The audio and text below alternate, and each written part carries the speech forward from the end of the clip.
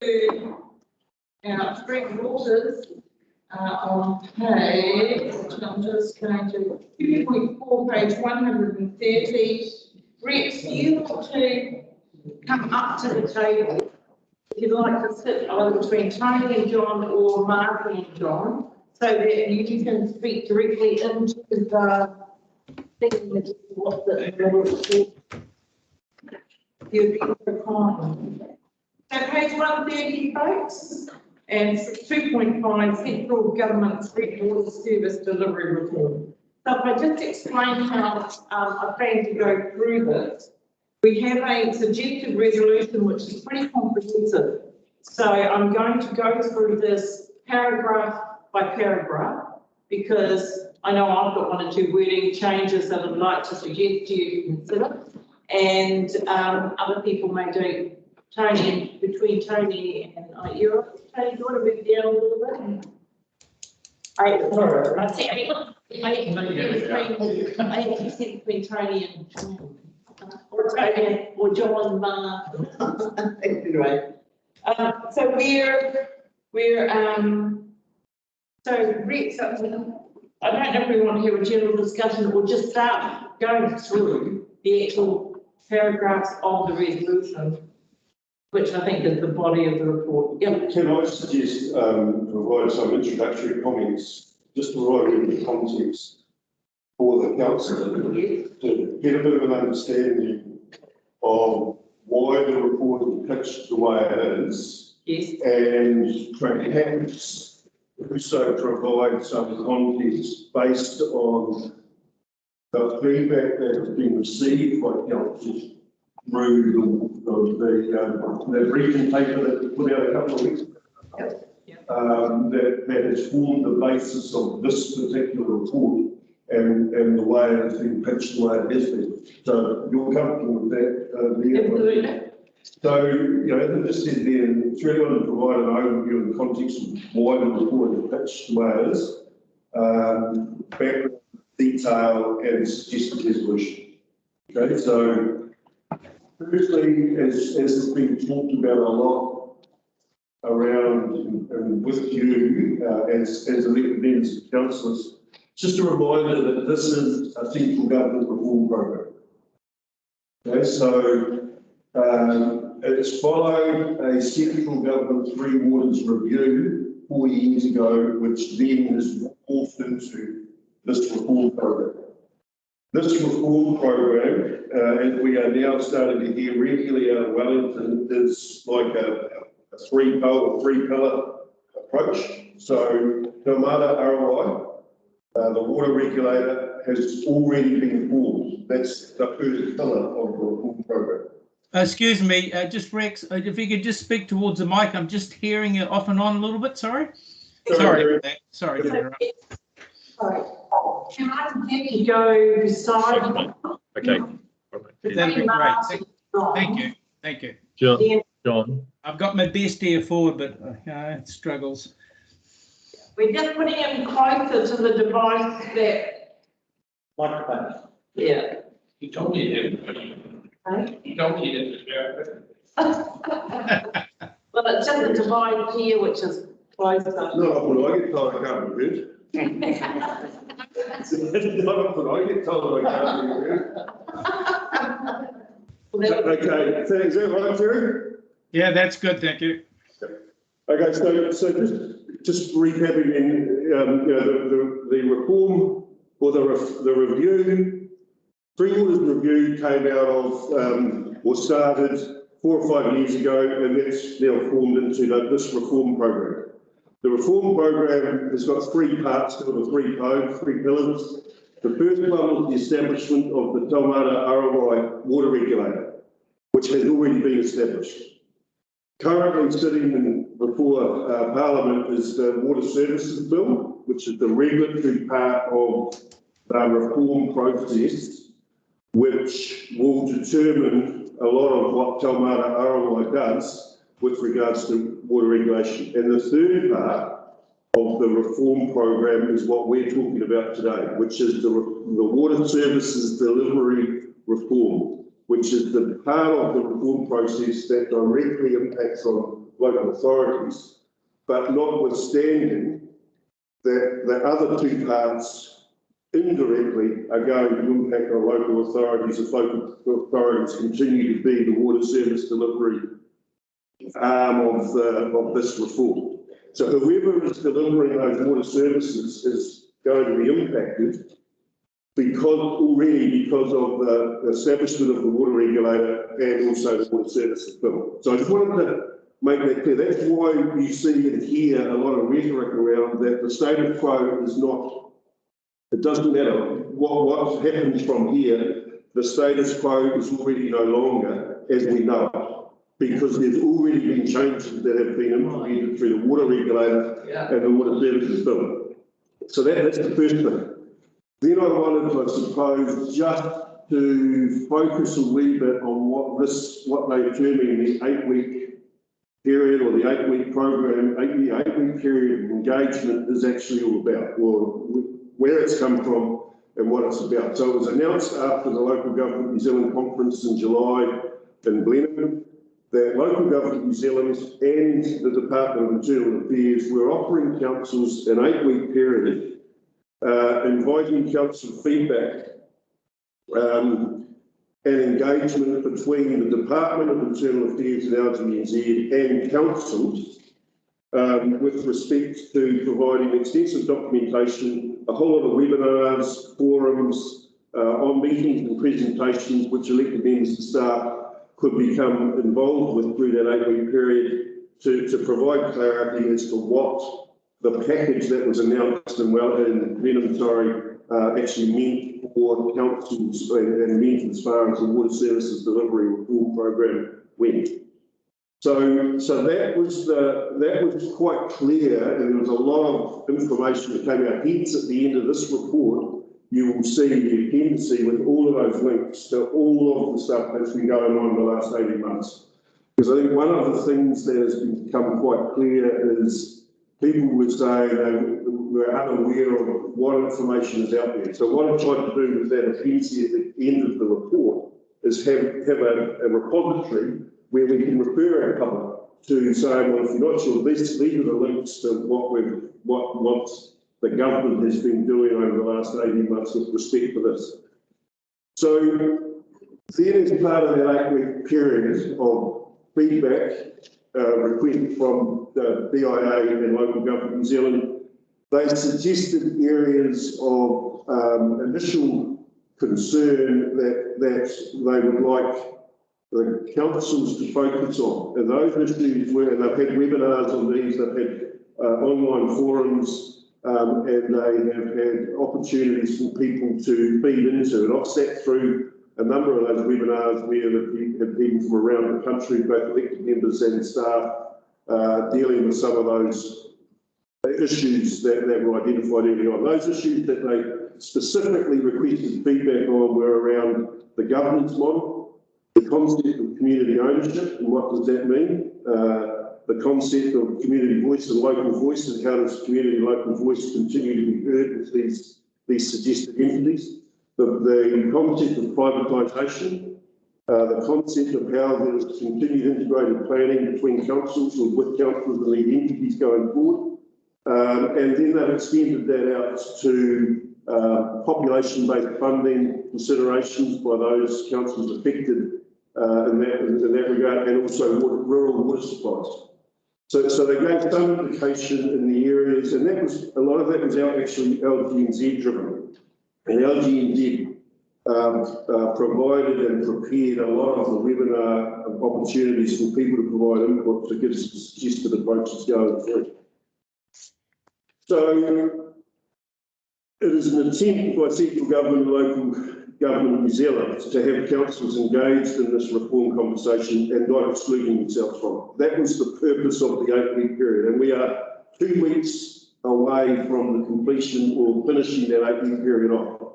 So we've got 2 weeks to, and that was the purpose of the report today, was to provide an opportunity for some of that feedback based on the information that has been provided, based on those areas that were identified as potentially giving the chance for councils to provide feedback, And we've got 2 weeks to complete that 8-week period to allow us to provide feedback to the government, which is what the 8-week program purpose was about.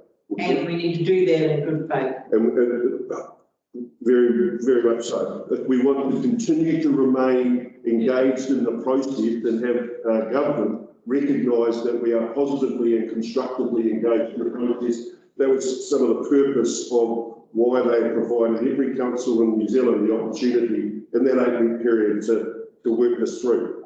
So it's why in the paper, I was in the report, I was still quite explicit that it's why it's suggested it is not an opt-in, opt-out conversation at this point in time. Okay? So while that may not necessarily be where you're hearing our communities coming from, I think the important thing from this perspective and this particular part of the process is that this was a process that central government through DIA and LGNZ were providing them the opportunity to engage with councils, and at a later date will be determined how that then gets filters through to our communities. Now that doesn't stop, as you obviously quite rightly point out, that doesn't stop our communities feeding back into their views going forward, but we've also been given this opportunity to participate in this 8-week program and process. What that's done is it has created difficulties in terms of our messages to our communities. There's no doubt about that, because we've been told that it's not a period of consultation as per the Act. It's not required as a period of normal consultation as per the Act, because this is actually an 8-week period of engagement of central government with local government. It's not about consulting. And that came through very clearly as part of that 8-week program level of information that we talked about. So that the messaging has been very difficult for council or councils across the country in terms of, some councils have chosen to go out with surveys and questions, etc. We have chosen to continue to follow the process of the 8-week engagement purpose, which was about feeding back on some of those particular topics, because that's going to refine, in good faith, that's going to refine what the government is ultimately going to prepare as part of its final proposal, I'm assuming. And based on that, I can probably, there was an article on Stuff this morning where it's quite clear, it reiterates from the Minister that process that I've just talked about. So the Minister talks about councils are currently in the middle of an 8-week engagement period to consider, analyse and understand how the reform proposals will affect them and their communities, and to provide feedback on how aspects of these proposals can be improved. So she's just said there, well, that article just said there, well, I've taken too long to say. But the other thing that the Minister says in quote, following this period, I will consider next steps, including the reform pathway process going forward. This will include the process for public consultation and decisions on the proposed reforms. So that quote, the Minister quoted in Stuff today. So what we're really saying, I suppose, in fact, we're awaiting the next steps from Cabinet, which will provide greater clarity once they've gone through the feedback that they have asked for from all of the local authorities in this 8-week period. That's probably the important thing, I think, that we take it under, or create an understanding of, is that we've got 2 weeks left of this 8-week period. Today is about sorting out our feedback based on a lot of the information that we talked about as part of the briefing paper a few weeks ago, which has formed the basis of the information that is in the report today. So the report that's been included in this order paper and in this agenda fulfilled is an attempt to fulfil the purpose of that 8-week period, with the suggested resolution reflecting TCDC's feedback to go to the Minister, DIA and LGNZ and to close the loop on that process. I think that's probably, and I think also it reflects a point in time record of the Three Waters review, to then feed into what I started off being the Three Waters reform. And as importantly, it's a summary for our public and our communities that there's a point of reference that we can refer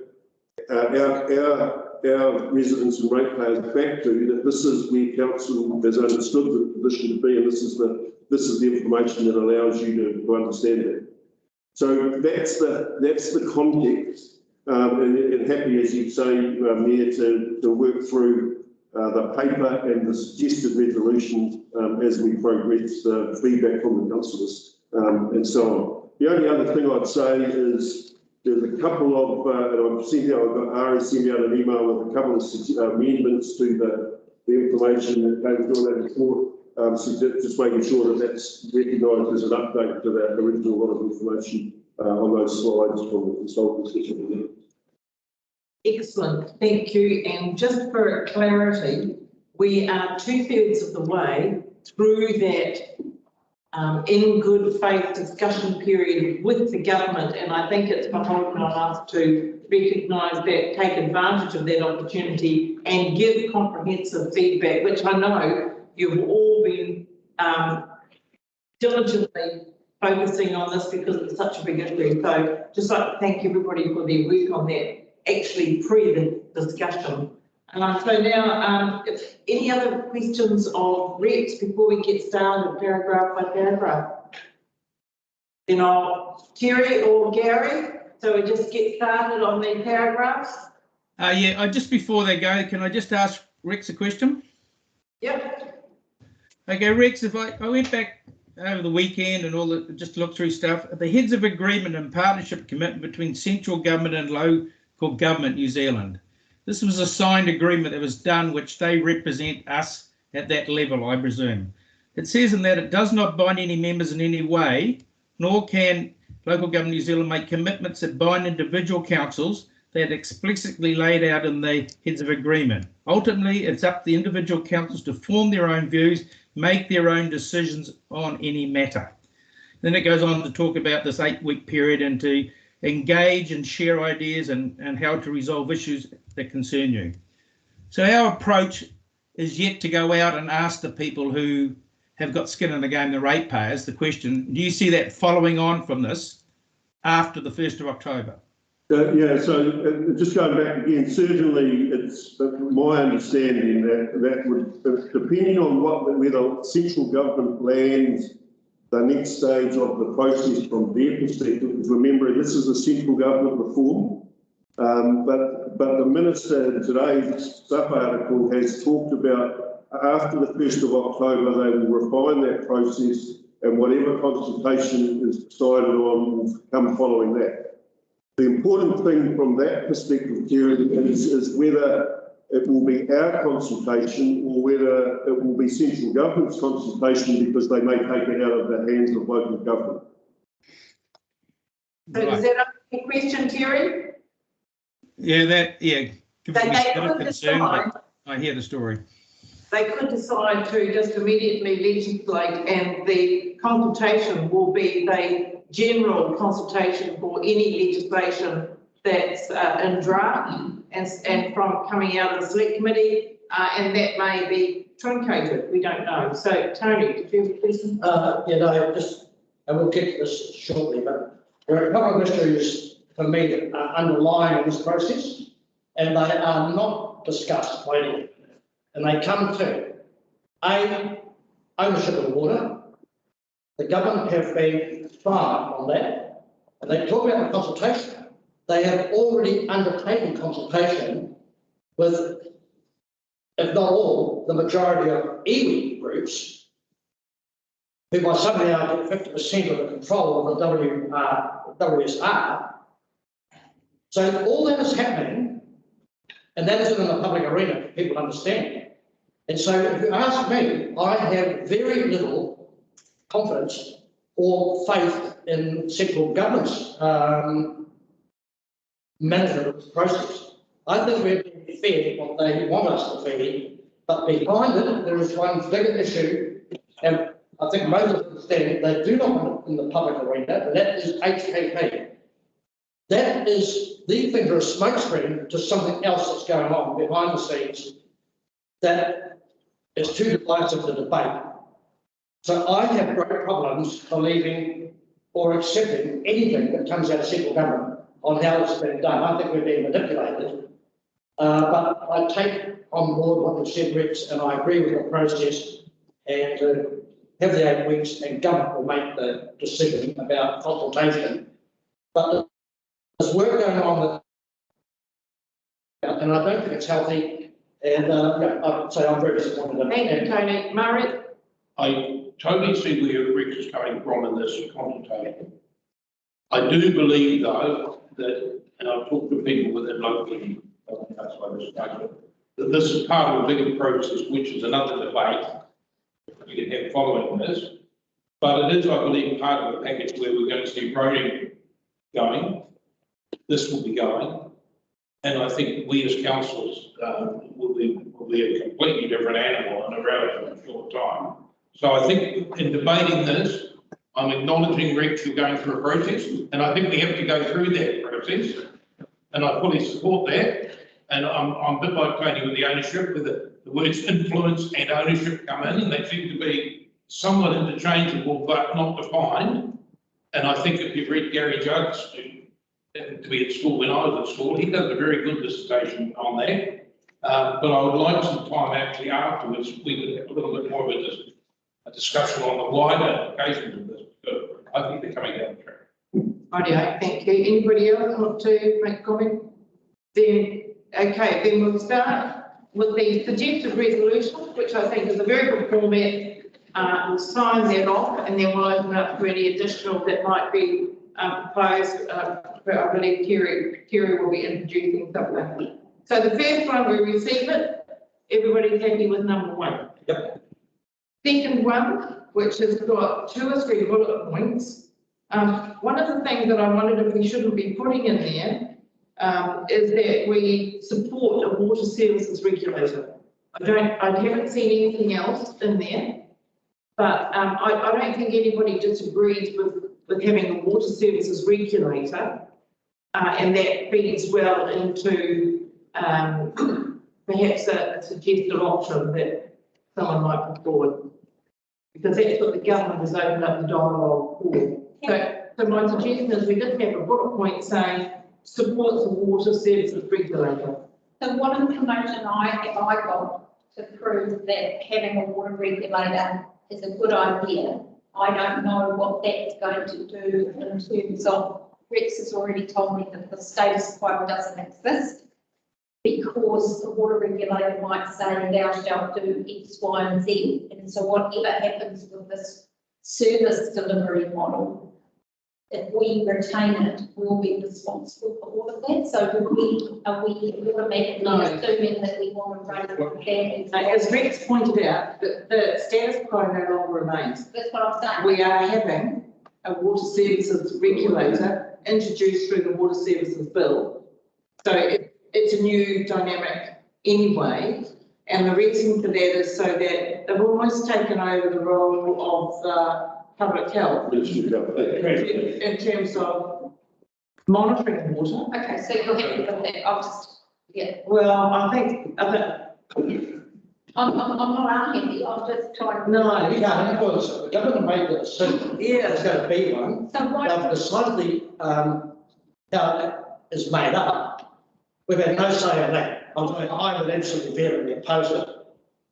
so we don't put anything in there then. So I'm trying to work out why would we support something that has happened, but we haven't, I don't know if I did or not. It's going to be added. Can I offer some advice? Yeah. From my perspective, we've seen a massive upsurge in expenditure in LTPs across the country in terms of clean waters.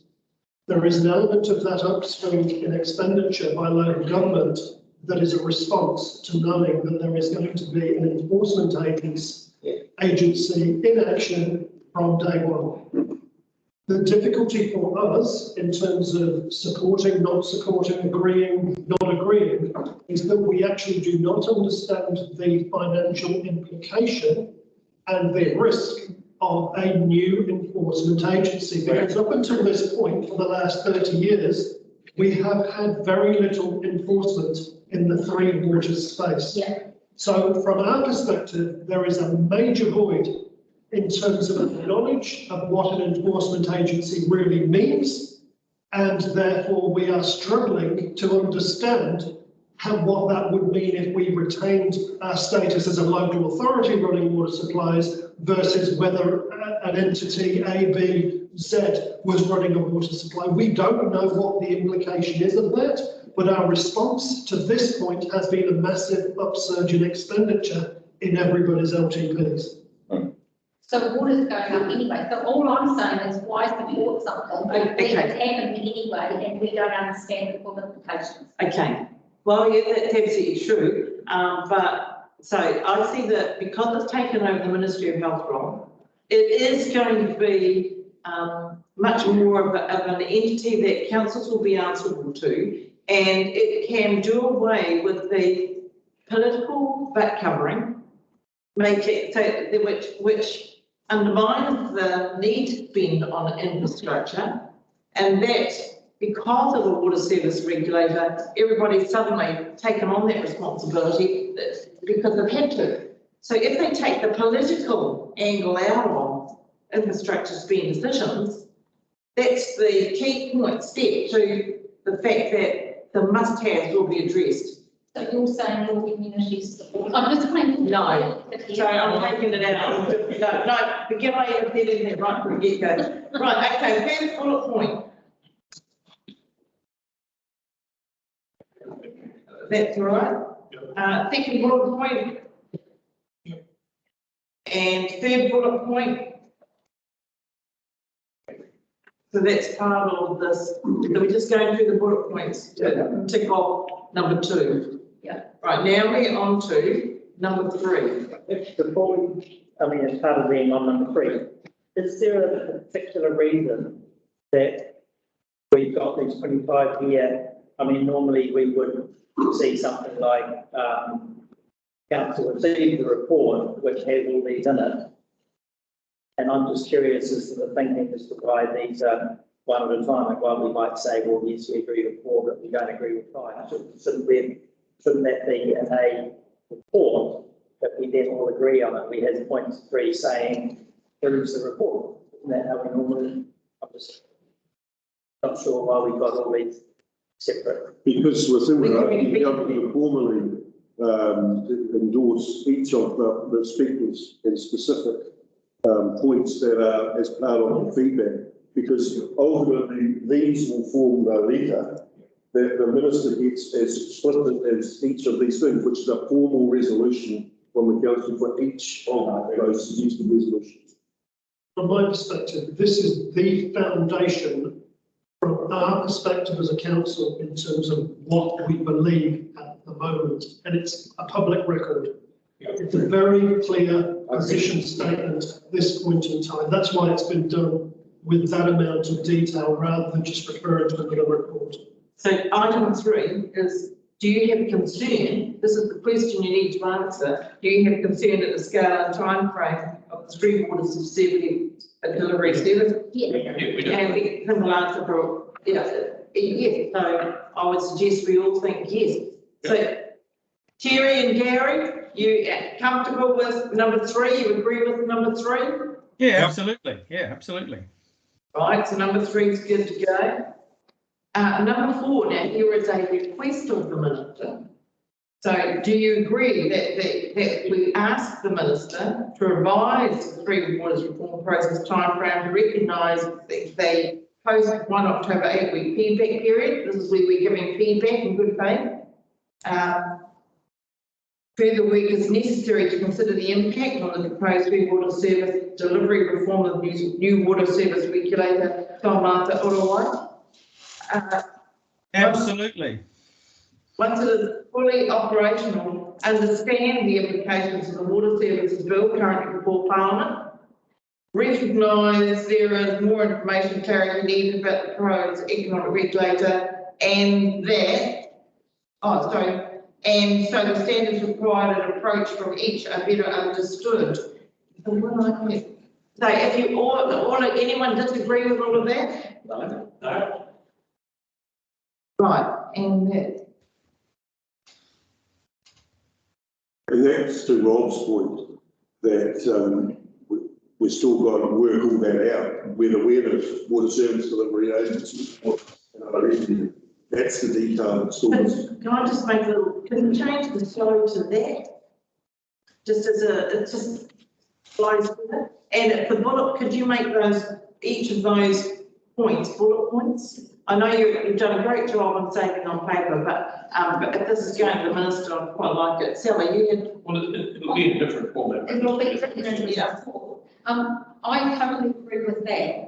And it might be covered elsewhere, but it's like the whole energy's gone on to water and we're not worrying about where it goes. Yeah. Wastewater and stormwater, which are both huge. And so I don't know where we put that or whether it's covered elsewhere, but I think if people think this is just about water, well then we're in real trouble, and financially, God knows how much. I look at my town and I'm quite worried. So how about, to meet the concern, which we all share, that whenever we put three waters, I know it's turgid, but can you put alongside it in brackets water, wastewater and stormwater, so people actually understand that it's not just water that we're talking about. The more we reiterate that. I don't know that, Yeah. Well, that's, Yep. yeah. Okay, so that's that one. So that's we signed off on 4. Right, 5, notes that the three waters service delivery reform process being undertaken at the same time but separately to other significant local government reform processes, including a review into the future of local government and resource management reform process. Yeah. Everybody notes that, so that's fine. I don't think it's more than notes. I think what we would like, well, I particularly would like to see those reforms and the RMA coming out. Number 6. Terry, read number 6. We haven't got to number 6 yet. We're working our way down. Well, I'm commenting as we go down. Okay. Do you want to add any more or any less to number 5? Well, no, carry on. Go to the 6 then. Yeah, but I just want to make it certain that just noting is yeah, nice, but that's make right. a connection which 6 gives is important. Yes, that's right. So 6 is request. So this is request of the minister. Yeah. Reset the three waters delivery reform process to align. Well, I'm concerned. I don't agree with to align.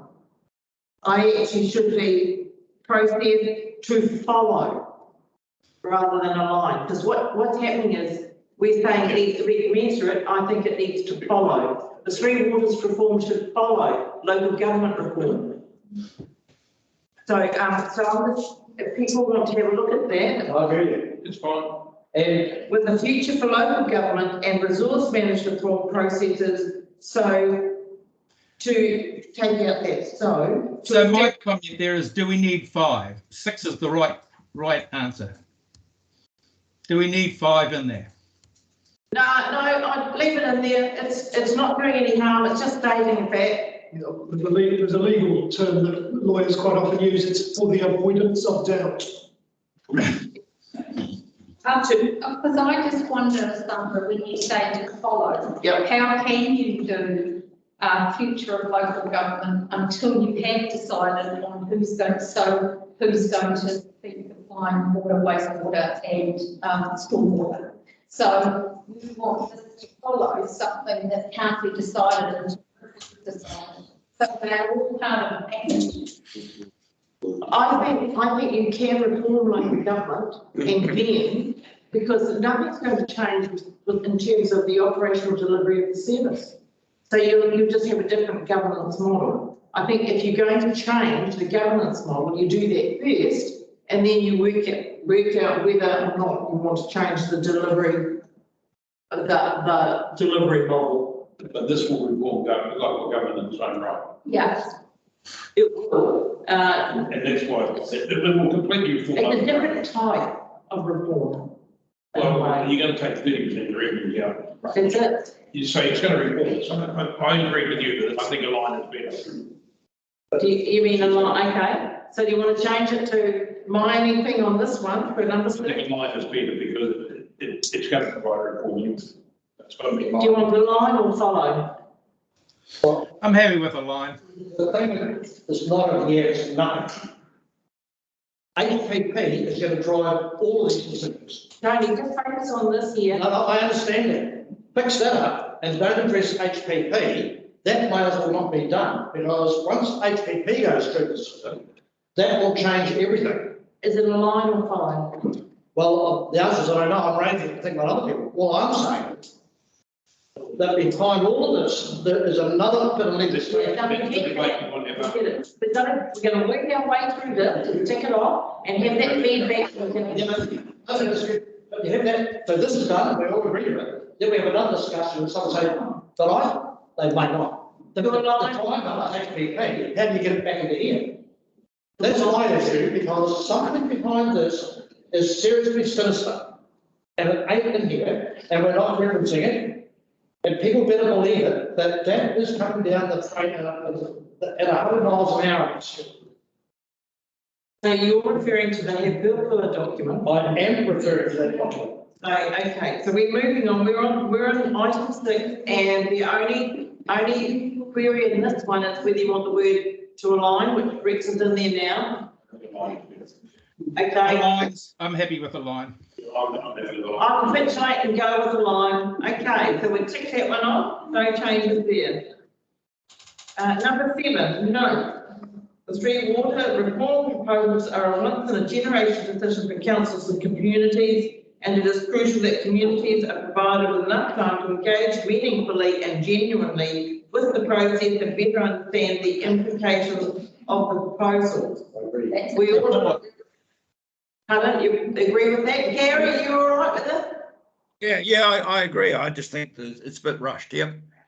More than a bit rushed. I agree with that totally, but I'd somehow like it strengthened because I think the whole failure of this process has been that lack of information.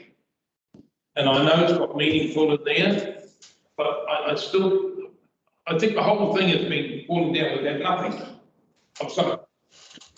We've had no cogent and accurate information relevant to this council in terms of the impacts and costs going forward.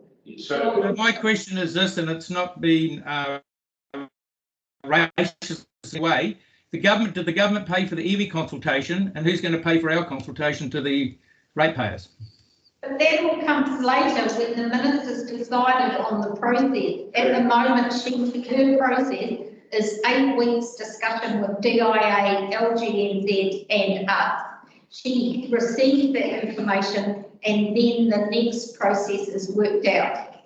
She has conducted consultation with iwi currently. Has she paid for that, or who's paid for it? It's DIA, Department of Internal Affairs, are running a program of consultation with all iwi at every level and committing to continuing to do that throughout this whole reform process. John. Rob, look, regardless of what the minister decides later on, clearly we can't opt out of the Local Government Act and not do consultation ourselves with the community. We're obliged to do that. At any point where we are requested to make a decision, we be obliged under the current legislative environment to consult. Absolutely. But we have not yet been asked to make a decision with regard to the. Yeah, okay, yeah, you're right. So when that Number 23. okay, right. And some councils can make a decision to opt out without public consultation, so that's interesting as well, isn't it? I think opting out would be such opting in would be trigger.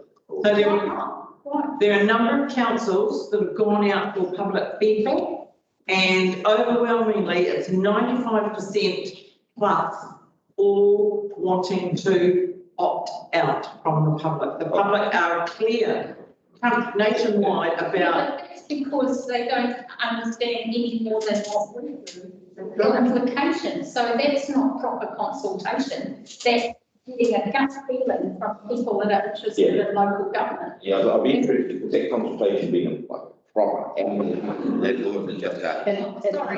The 95% that you quote, was that 95% of people that have got an interest in it? Was that 95% of people across the country? I mean, No, within each of these different councils that have gone out for public feedback. I think we're losing a bit of focus. Yeah, we are. Can I just say that there are two very age-old statements in relation to government, all of government, whether it's local or central, is that the government propose, the public dispose. Because that is always a dynamic, that it doesn't matter what the government proposed, there will always be a strong opposed mentality within communities. And that is the strength of consultation, because it teases out both sides. And that's why we still require a serious consultation exercise. The other side is that you can fill a room full of people that are anti a proposal, and you cannot even fill a phone box full of people that are in favour.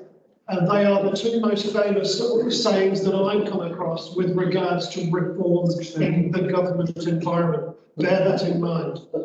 Yeah, but I'd just like to say, if I can, it's ultimately up to the individual councils to form their own views and make their own decisions. So getting the decisions from those areas by those councils is important. But if the government comes back and wants to run consultation, can I just ask this question? We're just in a process that you should be well aware of by now, that we have to make decisions by, and we cannot fulfil the obligations of that process with the current knowledge we have. Can I just Through the chair, can I ask, if the council does the government calls for consultation, will they fund it? Terry, we're going to work through these and these particular. Well, down there, this 1.7 talks about that.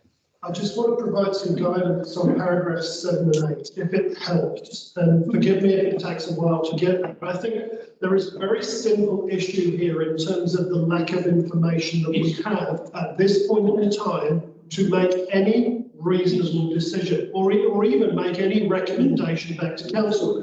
And the point I wish to make is that the future of local government is a massive undertaking in its own right. Three Waters pales into insignificance with regard to the future for local government.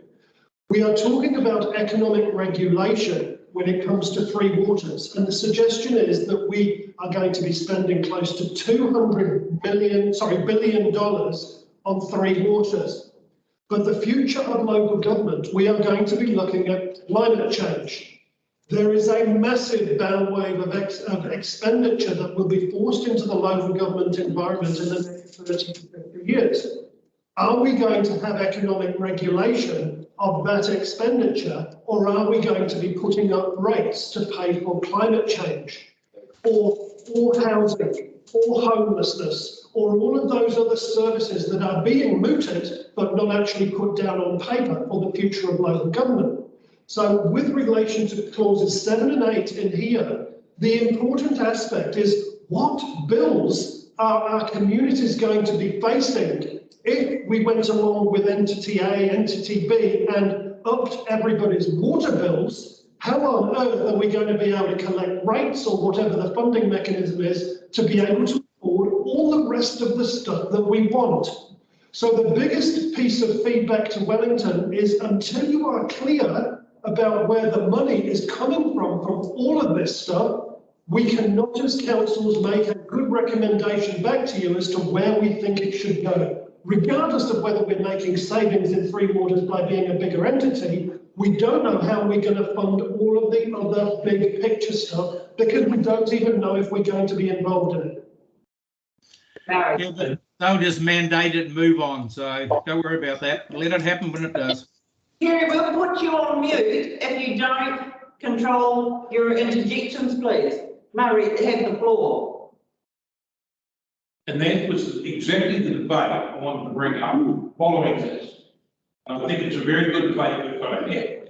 The point, and I see where Rich is going this, and the point I wanted to make under 7, where he is quite enough time, I wanted to make the other point, which Rob just made, and I think is a critical point, is the lack of information. So that's why I wanted information in 7. So it's just adding on to what we said. We've mentioned time, but people can't, and I'd like to see it strengthened a little bit, as I said, with sufficient information at number 7 to say we could. That was all my point. Have it instead of sufficient and comprehensive. Comprehensive, yeah. Comprehensive in the whole of government. It's Yeah. not just about free water. That's right, Well, that's the other debate I want to have. But we've got to introduce that into here. Well, that's fine. Now, That- which that's has been fine. segmented off in terms of water. It's not just about water. No. This is about everything and how much people can afford to pay. If I want to have another debate, what's driving it, where we're going, what we'll do is go get added on to it. Thank you, Rick. And the only thing, it's not what we want. It's what thrust upon us. We can do that now. So, Could I suggest in 7 there, and add the words and comprehensive information to engage meaningfully. Yeah. Okay? Yeah. So in item 7, we're adding the words and comprehensive information to engage meaningfully and genuinely with the process and better understand the implications of the proposals. Everybody happy with that? I just wonder, following Rob's discussion, whether implications of the proposal, it still sounds like we're only talking about 3 waters rather than 3 waters, local government reform, RMA, whatever else. So what this overall reform process so is. you include the understand the implications of the reform proposal currently. The local government. Yeah, form proposal. yeah, sorry. We have a separate debate. I think we need to have, Yeah. yeah, we need a separate paragraph around that. Okay, so it's going to be number 20. That's it, yeah. So we'll work through the rest Yep. and we'll add that, the implications of this reform in conjunction with, it should probably be a subset of, what was the other one that we've talked about? We've got this is part of Yeah. preparing a script which somebody is going to write so that it's not going to look like this when it arrives at Parliament. But number 6 covers it to some extent. If you look at it, number 6 actually covers it to some extent. So we're almost reiterating on ground. No, what number 6 is saying is that we want these processes to be aligned better because there are bigger decisions than 3 waters that we need to have answers to before we can decide anything to do with 3 waters. Okay. But that's ignoring the financial side, and it's the financial side that really is the burden for New Zealand. The team of 5 million cannot afford what we're asking of our communities, or else we're going to be borrowing for the next 100 years. And that's what Greece and Portugal did, using European Union money, which is what caused GFC in 2007. And we're heading off down a similar path if we borrow too much money to pay for first world infrastructure and then can't afford to repay it because we don't have the community that can afford it. And we don't have the community that can afford it. And currently the proposal is borrow and spend. Borrow and spend, borrow and spend. Martin.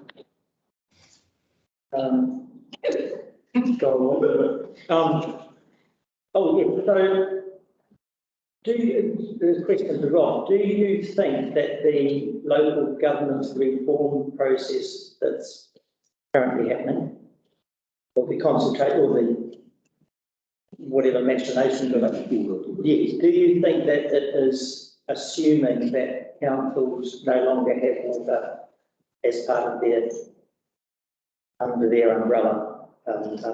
Absolutely, that's the impression I've been given, and that's why it's sort of taken second place, third place. It's coming well behind the RMA reform. So you've got 3 waters, which is 30% of our business. The RMA, which is actually 50% of why elected members want to be elected locally, is because they can get involved in the planning and regulatory side, because that's called placemaking. And then we've got the future for local government sort of falling a distant third, when actually the future for local government is what will inform everybody about what the whole of government provides, what is best done more locally than centrally, and therefore how can we fund it. So it's a massive debate that if we ignore it, as a massive missed opportunity for this country to actually have a step change of reform that is useful to our communities rather than a bits and pieces political mishmash. And that's what I'm seeing at the moment, is it's a bits and pieces political mishmash because we're trying to get things sort of over the line in a very condensed period when it's not going to create good public policy in the long run. That's how I'm seeing it at the moment. So I'm a firm supporter and advocate for change and reform because we need it. Rates is defunct as a funding mechanism. Infrastructure hasn't been funded, but we've got to get the debate in the right place to have an educated response. So we're ticking off number 7 with the added words and the comprehensive information. All right, we're ticking off number 7 on that basis. Everybody of that in mind? Yep. All right, okay, general agreement on that. Number 8, are we in agreement on number 8? I'll read it out. No, it's the proposed economic regulation regime and consumer protectionism, which will play a critical role in protecting and enhancing the long-term interests of consumers and communities are yet to be relieved. And the Ministry for Business, Innovation and Employment is leading this work. So that's just information. Yep. Everybody okay with that? Yeah. Right. Number 9. Request a meeting between TCBC, DIA, LGNZ, Pariharaki Collective, neighbouring and local authorities and any other interested parties to consider the issues and opportunities of joining with Entity A and invitation for Entity B. My suggestion there is take up the words and any other interested party. The reason I say that is that it's too open-ended. If there are other parties that you think, oh, we can include other parties at our own request. So I take out those words. Any other interested party? Could I suggest ongoing meetings, because we've already had one meeting yesterday that was instigated by DIA, also by us, but we need a series of ongoing meetings with them and all of that stuff rather than a meeting. Yeah. And I quite like if we can not in an in-room meeting with those particular entities there, which are part of that Thames-Coromandel Catchment Area Authority, which is being established under the treaty settlements. I think that's really important to have it because that's what the major grouping there is. I just wonder whether you would change the word and other interested parties to invite us, other interested parties. And that leaves them for you to bring with you on it. Good point. And any other invited interested party? Yeah, because otherwise you have every man taking his dog, probably want to come along. And change or add and request ongoing dialogue between instead of one meeting. Yes, that's right. Yeah. Can I just raise it? On number 9. Yeah, I've had some communication with Frank and also with Rex about invitation to that Frank's been sent out later on this month, isn't it, Rex? No, just for the. It was for eWeek yesterday, yeah. Oh, the DIA meeting. With eWeek. Okay. Right. And while one of the being done to questions, it was made quite clear that this was a meeting for eWeek and that would not be answered.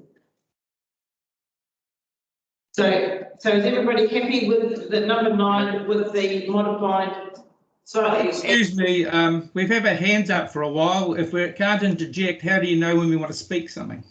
I put mine up at 11:30. Gary's had his up for about 5 minutes and I've had mine up for 2. Sorry, my apologies, that's my fault. Okay, what's your question, Terry?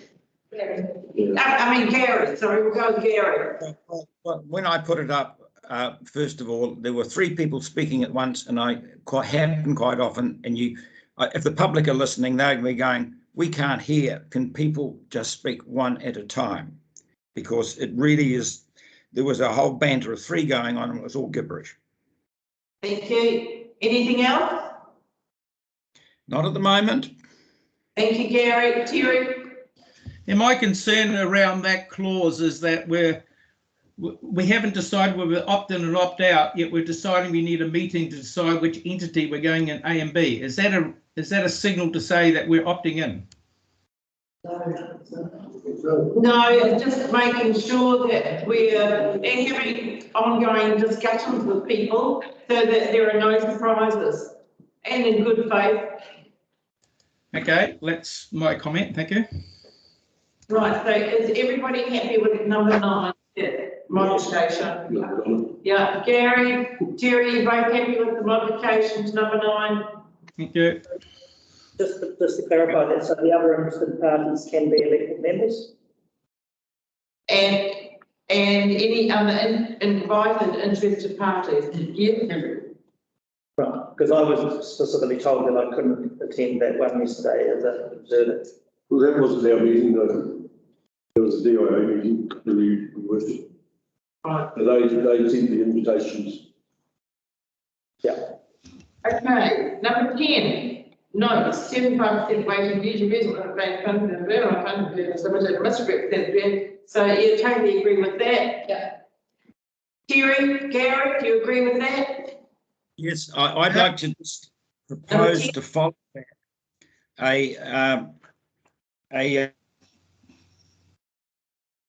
To go up in there, and I'll read it as follows. Request TCDC staff approach Queenstown Lakes District Council, Central Otago District Council, Mackenzie District Council, Taupo District Council, Kaipara District Council, Far North District Council to gauge interest to work collectively in developing a project brief and scope to consider advancing a judicial review process specifically related to the Better Off funding package for the Three Waters service delivery reform. And I wonder if that could go in. I believe you might have a copy there, Rex. Donna, I think you've got, is that you suggest that goes in as an additional suggested resolution number 11? So Gary, can we leave that? Can we? So I'd like to work through the ones that Rex has got, and then we work on your one and Terry's one at the end. No. This fits completely within 10. This should 11 should become 12. It goes after 10. This is where it fits in the proper place. Would you agree, Rex? Yeah, but I think me saying, can we come back to discuss anything new after you've been through the existing ones? So if we bring that back onto the table, as the Mayor suggested, we can then put it back in where you suggested it might need to go if the council's agree with it. Is that all right? So we're coming back to the issue around wider reform information, and that's going to be an add-on, even though it would fit better within, underneath number 6. But we're going to come back to that about how that would be worded. Your one, which fits in with number 10, we'll sign off on number 10, and at the end of doing all of Rex's resolution, we'll come back to your one on number 10 and have a discussion and a decision around that, so that and Rex will fit that within the context of all of this. Because Rex is not going to go, dear Minister, the council resolution is. This is all going to be drafted in a different way. So through you, we'll come back to Gottlieb's, and we're parking that at the moment and go through, Gary. I'm keeping a record, Gary, so that we've got that. Okay, so thank you. Are you agreeable to that? Well, it can come back in here. Thank you. Right, so we've got that one. Everybody then otherwise comfortable with 10, and we'll come back to the additional issue that Gary's raising, because it's quite substantive. So number 11, so we're requesting the Minister, DIA and Local Government New Zealand recognise the issue of usually resident population-based funding formula to be identified as a significant issue when developing an approach to funding of local government service of delivery in the future, and strongly contends this be further considered as part of the future for the local government review process. Everybody agree with that? Yeah, absolutely. Yes. And it's still, that supports coming back to what Gary is proposing. So there's a further request of the Minister. So you happy with that, Gary and Terry? Yep. That's number 12, requests more detail from the DIA to understand the implications of this Better Off funding package for council and the communities it serves, including the funding agreement draft for the funds to be available to TCDC by 1 July 2022, and the outcome requirements to assist council with managing the transition. So basically it's asking for more information. So everybody happy with that? Terry, Gary? Yeah.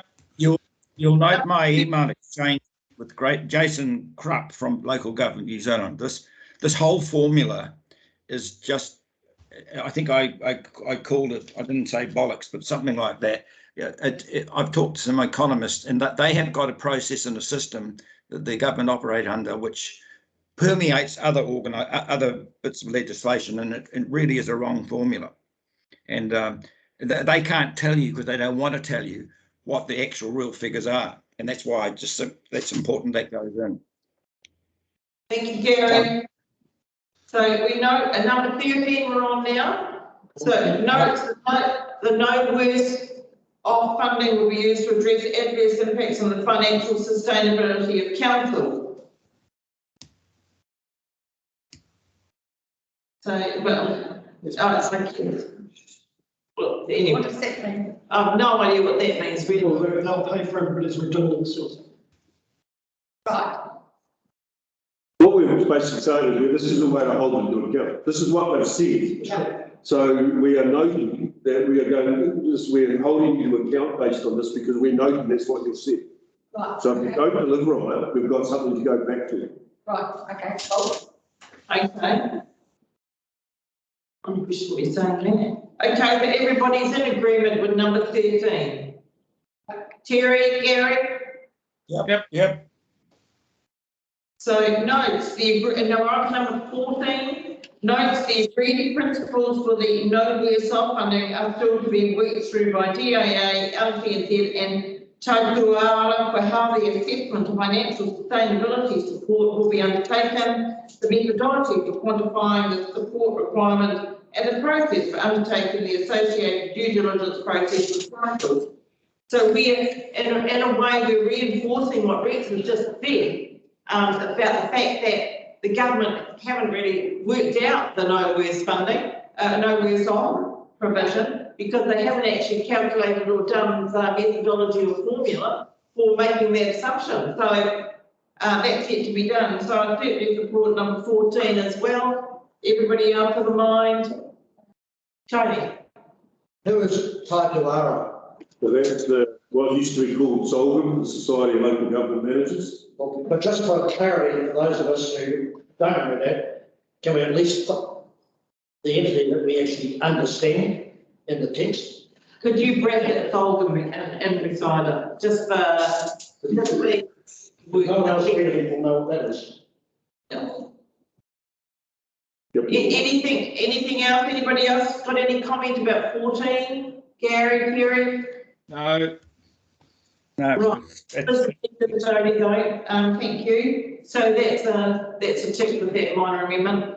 Notes, number 6, we're on 15 now. Notes. It is important that the new entity governance board recognise the continued role of local government to advocate for and represent the interests of the local communities they are elected to serve in the reform system of three water service delivery. So we're noting that that's what they're saying, and so it's just a matter of clarity around what Rex said before. Murray, did you have a hand up? Oh, this is where I have Then Martin. a little bit of a difficulty, because reading some of the stuff, they use this word influence a lot. And I don't know what influence means when it comes to this clause. Because influence can mean, we'll listen to you and we'll go away and do our own thing, which I suspect it might do. And they're trying to confuse influence and ownership. They've mixed the things up. Well, it's not in this one, Murray. No, but here, and we're saying this, that recognise the continued role of local government. But in the other stuff we get and the information we had, they use the word influence all the time. They don't recognise the role of its influence. I just don't wonder whether it's strong enough, Rick, is what I'm saying. I wonder if we can strengthen it a bit more. I agree with what you're saying, and I just don't know quite how to say it. So, okay, you're saying here It's probably all right. that the government, this is what the government is saying. It's probably legal, it's all right. And we're saying that we want it to be recognised by the new entity, that local government still has a role to play and influence it. When you take that square graph, they include influence, yeah. which means they don't necessarily need to recognise it. That's So this should be, it's a request. I think it also plays into number 17, which talks about how we will do that through a statement of strategic performance expectations and statement of intent. So I think that might be where we can cover that off. okay. Murray? Yeah, I'm happy with it. but hang on, this is only notes. Yeah. So at what point are you requesting that must be an absolute? We can change that to request. Just a request, that'd be better. Yep. Happy with that.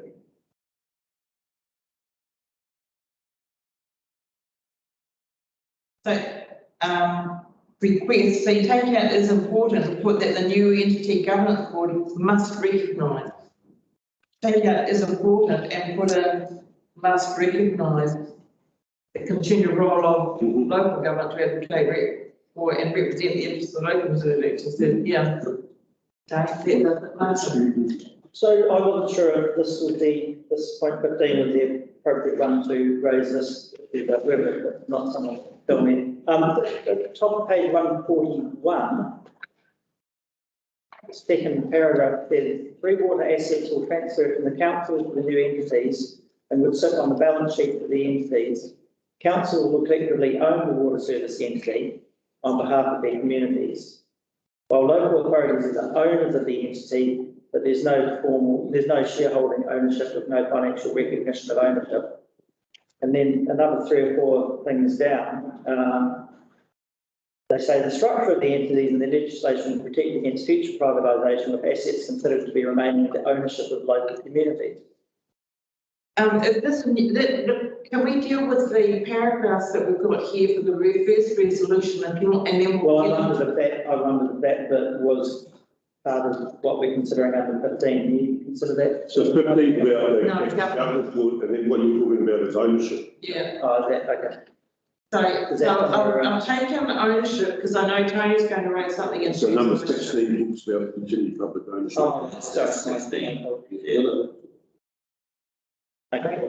So there's been tweaking of numbers 15, where we change notes to requests, so that it now reads, number 15 reads, requests that the new entity governance board must recognise the continued role of local government to advocate for and represent the interests of the local communities they are elected to serve in the reform system of 3 water service delivery.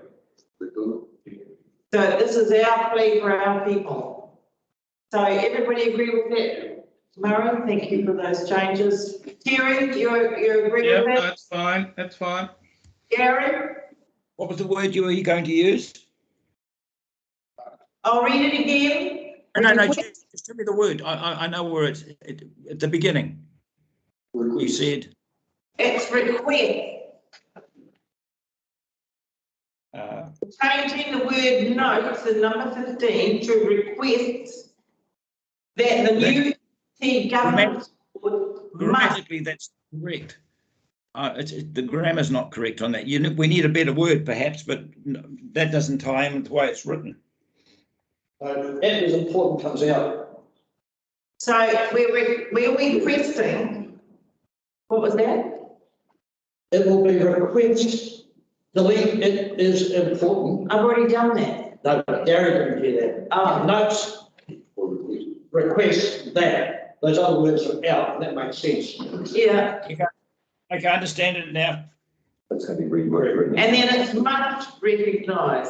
Correct. Okay, you all good with that? Yeah. Rightio. Yeah. Number 15 is accepted with those amendments. Number 16 notes that continued public ownership of 3 water service delivery, I like the word infrastructure, put in there, is a bottom line for the government, and the reform proposal set a high threshold, making it more difficult but not impossible to privatise under the proposed arrangements. So I just wanted that water service delivery infrastructure, because That was the only thing we're going to pass over. Murray? I just wonder where from memory, if it's a treatment legislation that requires a 75% majority of the House. And I just wonder whether we should put a clause in there in entrenched legislation. So we're actually saying we want 75% of the House to agree for exchange.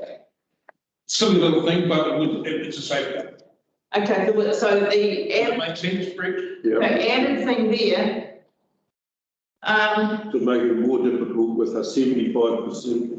Well, entrenched legislation, as I understand, entrenched legislation requires 75, so just check on that, but it requires a 75% majority of the House. So it just says whatever government's in there has got to have 75% of the House to get it through. yeah, so whatever Parliament decides must have, in terms of the ownership, must have a 75% majority. And that just, And I'll compare that to what the actual information. it does say 75% now.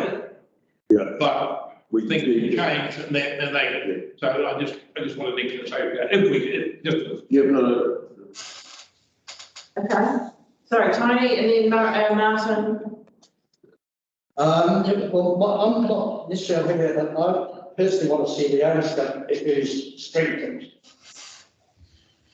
So there's no doubt that water stays in public ownership, no entity. And we're putting water, so can we sign off on this? This is about the infrastructure, and then we'll come back to the water. Okay, you're still on 16, right?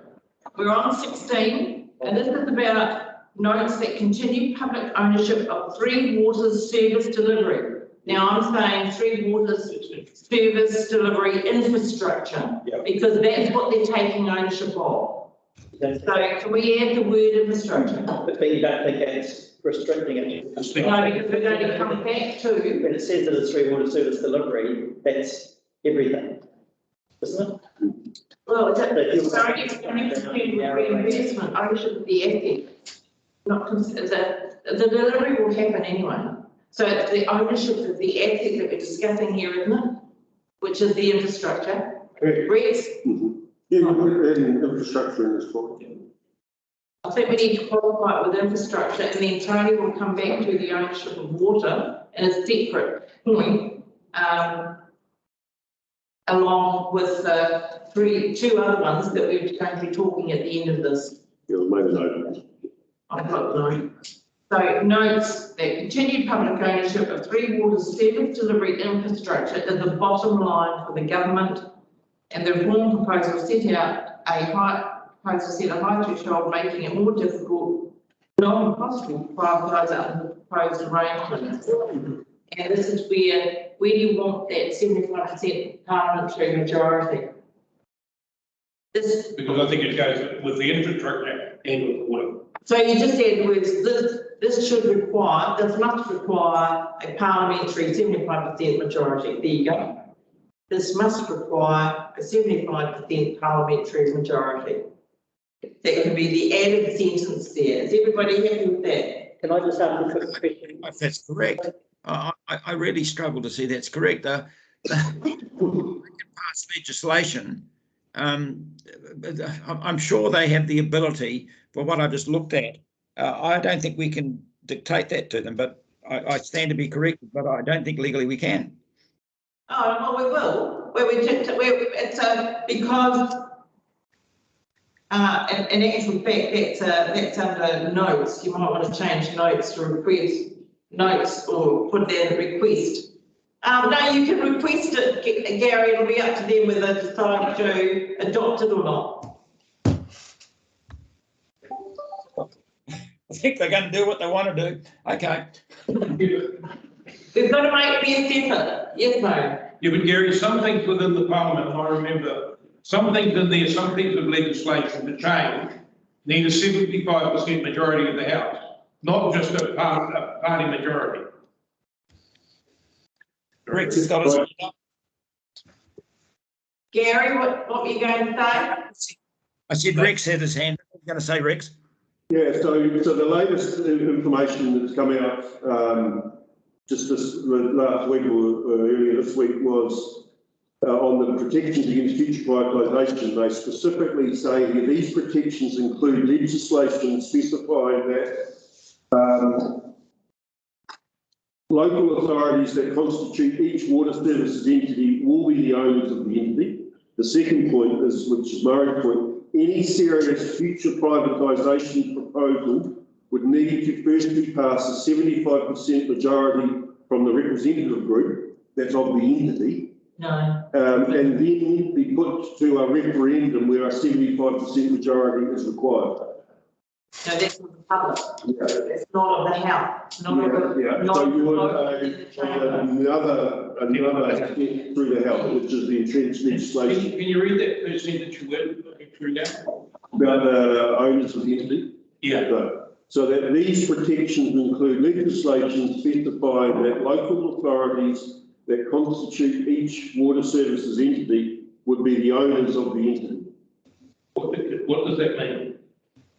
That they're giving each of the councils ownership, but with no shareholding.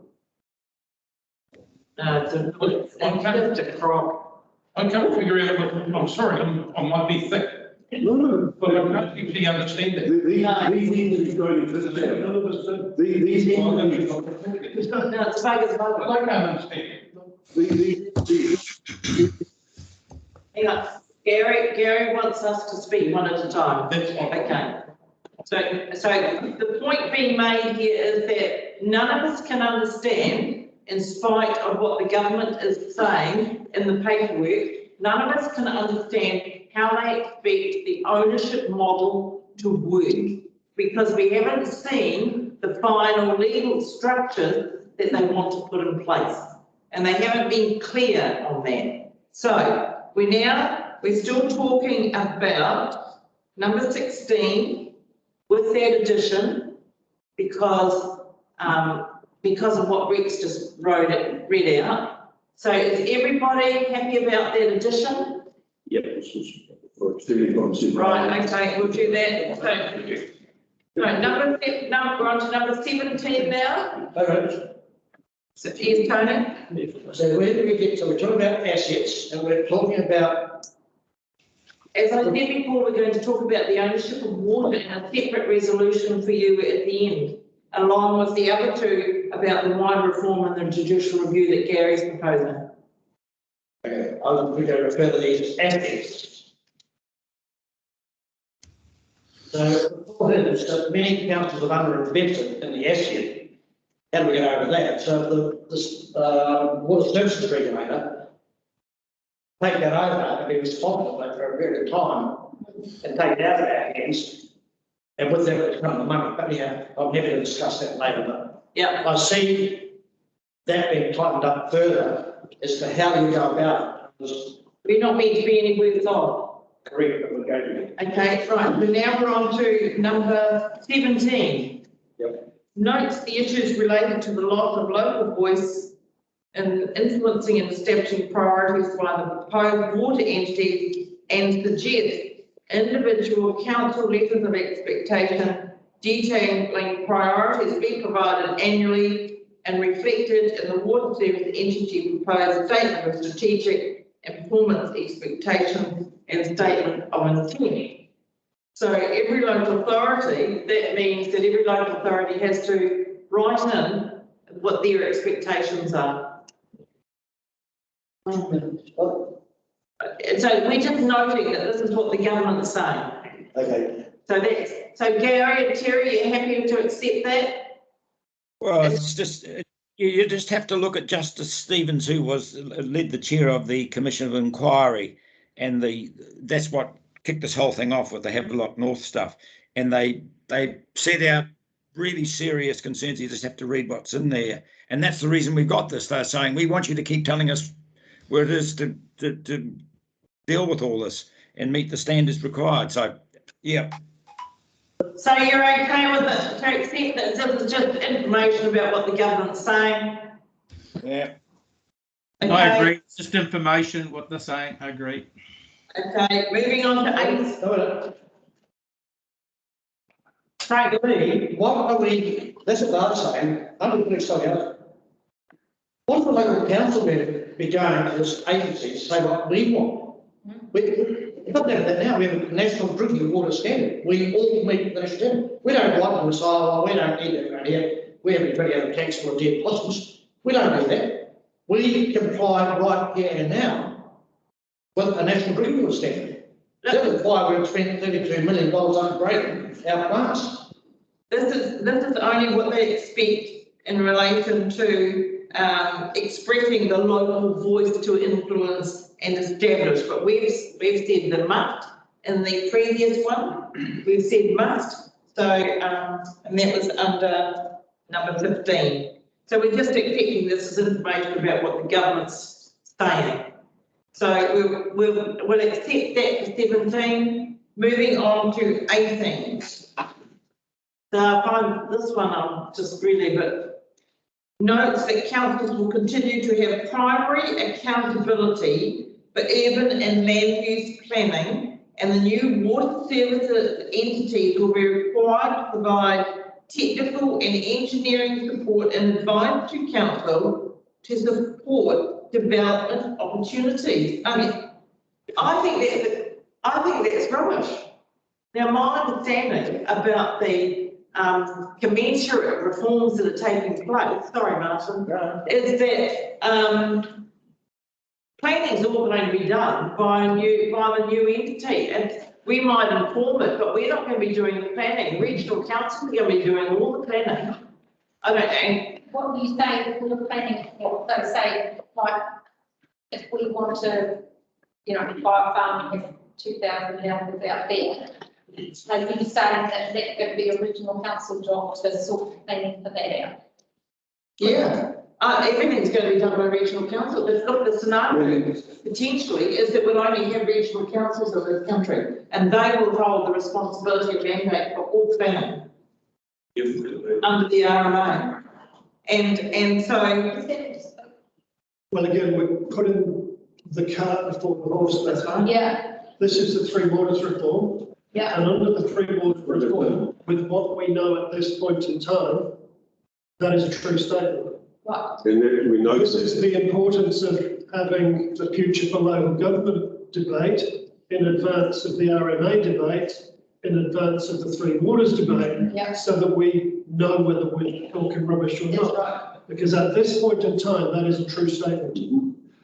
We have been told that it's not going to be a true statement in the future, but we've not seen anything in writing to confirm that. Right, so, okay, Rob's absolutely right. What's here in words on the paper is what's true right now. Yeah. But airwaves and the discussions behind the scenes are telling us that is not going to be the case. That, my understanding, so my understanding is that potentially the reform of local government will end up with us having 14 regional councils instead. And I'm not sure what the position of our current district will be in that scenario or any other district, but potentially they will just be glorified community boards. So yes, but I don't want to influence what's being said here, because what's being said here is what is true now. Martin? Yeah, I mean, just sort of thinking that earlier on we talked about those reform processes happening, you know, getting all done at the same sort of time, and that very much seems to me that until we know what the local government reform and what the RMA reform is, then saying that councils can have primary accountability for urban and land use, well, that could be gone by lunchtime. That's why I want the reform. So, yeah. Follow instead of to align. Yeah. And that's why we're coming back to address the paragraph that we're going to make around the wider reform. But that does say in there that the new water services entities will be required to provide that support and advice to councils. It doesn't say regional councils, it's saying the new water service entities. Whereas she was saying regional council. No, Rob was saying it's factual. I was adding in just the gossip behind the scenes. And what we could add at the end of that paragraph is that this council also recommends or requests that this be continued into the future for local government decision-making process. Yeah. So that we continue with the dynamic that this local authority is in control of its planning and place-making activities. Could we also put, and this should not make things harder than what they currently have? Oh, I'll tell you, it's, then you need to read what all the stuff that's coming down the track. So we've got that, request that this continue into the future. Yes. That this responsibility for prior and accountability for urban land use planning continue into the future. So what you're doing, Rob, is just holding me to account for it by this is a document by noting the, so that in times future you can go back. So like, It's our foundation. yeah, so you're building a building block, all kinds of hoo-ha around it. And this is, yeah, so it's part of a bigger story. Gary? We need to remember that as we go through. Yeah, and that's, what was the phrase you used? Bunkum. No, so holding to account or, no, it's a legal term. Oh, for the avoidance of doubt. Oh, for the avoidance of doubt. Right, Gary and Terry, got anything you want to add? No, it'd be interesting to see what the answers come back. Okay. Yeah, thank you. So we accept number 18 with that modification. Number 19. Notes, any private rural water supply obligations that sit with council currently would transfer to the new water service entity. Yeah. So we're just noting that, Martha. Could we ask Bruce what private rural water supply obligations he currently has? Yes, through the chair, that is one that possibly looking at it now, we could maybe tweaking it. I guess might have some more reading behind that, but we don't have any private water supplies that we look at, not private. So we have rural supplies in Thames South that we look at. So I think it's critical that we have something in there, which I think is what this means, that those rural supplies go as well. We don't hang on to those rural supplies all pushing one go. So I think that's a key point. So it's only all of private supplies are all of those people that are not connected to our reticulated system. We have a reticulated system in the south. Between Tararoo and Coromandel Town, we have not one single reticulated supply. So 60% of our district is private supply, which has nothing to do with our council in terms of water provision only. Remember, we're talking about water, wastewater and stormwater, but in this instance, this is only referring to water. So, but just if I'm getting this right, but so we're saying note that something that we don't have would transfer to. No, we're noting what the government is saying. Right. Question, if I can. What was that, Terry? To Bruce, just Bruce over this private, do we have to identify those for the government? Those private water supply systems, do they have to be identified? Not by us at this stage. They're not ours to know, Well, why are we noting it then? because it's what the government's saying. We don't want to end up with the liability for them, because they're a huge cost. They all have to register with the water service regulator within the first, I think we give them 4 years. And Didn't we have to go out and identify what we had and to report to them? No, they're not ours. We only report back what we are responsible Yeah. A possible suggestion, and that if it's not going to work, is we're kind of talking about two things there. We're talking about rural supplies and private supplies. I understand what Elia's talking about. All those private community supplies, all the ones up the Thames coast. So I don't know whether it's a possibility, if it's not, whether we need two statements in there, one about rural supplies, transfer over, and community supplies, we also don't end up with those. So that, just put that on the table, happy to, I think we could take out the word rural, because I think that's confusing. All private supplies are private. Yeah. It doesn't matter whether they're in an urban environment or a rural environment. So there are all private suppliers. For the avoidance of doubt, Notes any private water supply obligations that sit within the TC district currently would transfer to the new water service entity. Yes. So we take out, very good, we take out the word rural. Okay, does that, Remove the word council and replace it with in Thames-Coromandel District. So it's not council. So notes any private water supply obligations that sit within Thames-Coromandel District currently will transfer to the new water service entity. Yeah, that's a better understanding of it, absolutely. okay, For a tease out a factual statement of 60% of water supplies, I just wonder where that comes from, because it's. Richard told me from DIA. What is that a measure of, just for clarity? He told me that it was a number of private supplies in our district, that we had 60% of our supply, 60% of water supplied in our district was private supply. That's what he told me. But I said it's the consumption, the ones that are ours.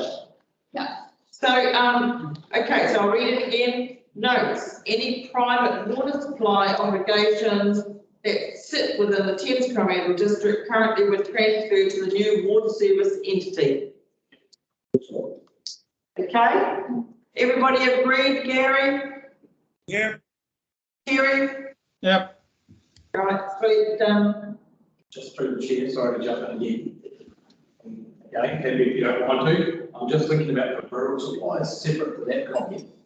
Obviously, they're looking at what they're going to do around rural supplies. I sat on the DIA and a number of people from all around the country, and they're still working on what they're doing on rural supplies. So if they come up with a definition of rural supply, and our ones comply with that, and then some other decision gets made around what happens with those supplies, do we want to, in the spirit of trying to have this as a founding document that holds into account the future, do we want to have something in there that we don't want to be left holding those if they come up with some methodology around rural schemes, starting with councils and everything else goes to these entities? I don't know, I'm just. okay, so the key question here is around, my understanding is they're taking ownership of all water service delivery infrastructure.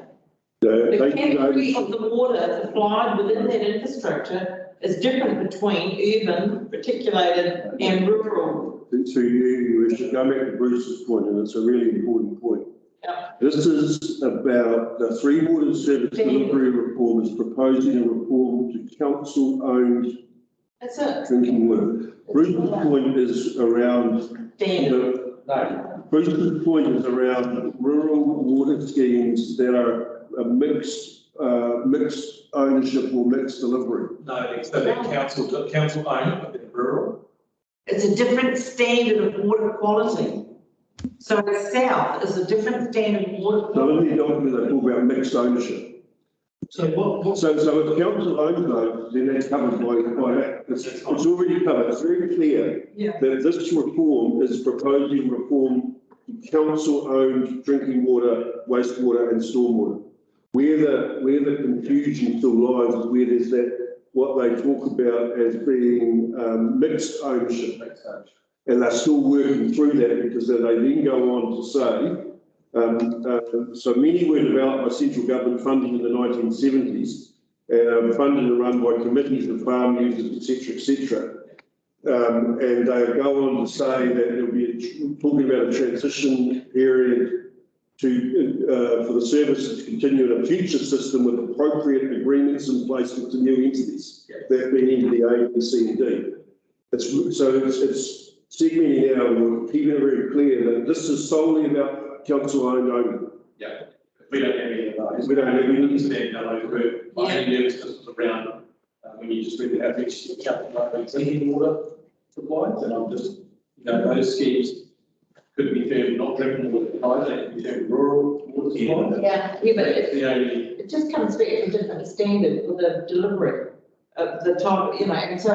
The definition of drinking water supply is potable water, those ones don't meet it. So just making sure we don't get through the crack of, we're not all those ones Rex talked about with the shared ownership. They're also not classed as drinking water supply. But for clarity, so Bruce, what do you suggest is put that in, because I think we put something in there that solidifies or is a base document. So what are you suggesting So I think we should have something that says rural water supplies, basically rural water supplies go. So, Do the new service again. Yeah. so that, Articulated council supply. What Bruce is making is the rural supplies is not necessarily drinking water standard. Yeah. So he wants included in that. To make sure they don't get over to us. so it comes in 19A notes, any council rural water supply obligations would be transferred to the new water. Yeah, we do not want to keep her, And then paragraph 20 clarifies that as well. It's definitely planning. Yeah. Yeah. Yes. yeah, I think that. You'll get that dollar from Rob. So, the 19 reads differently again. 19 is notes, any private water supply obligations that sit in Thames-Coromandel District currently would transfer to the new water service entity. And then there's a 19A which says note any council rural water supply obligations that sit with council currently would transfer to the new water service entity. So it's a repetition, but it's a slight tweak. Yeah, but you don't need to have it in the subset, it just becomes the extra sentence under number 19. I think we all accept that. Yep, thanks, Bruce. Okay, so number 20. Notes that council not be left with any residual services obligations from any obligations currently that we can't deliver to it will be transferred. I think everybody's happy with that. Gary, Terry? Yeah, all good. Rightio. Number 21. Notes, take further, well, we know that. So number 21 is fine, it's just a matter of fact. Notes, moving on to number 22. Notes that it is desirable to gain an understanding of the community's views once council has further information from the government on the next steps in the reform process.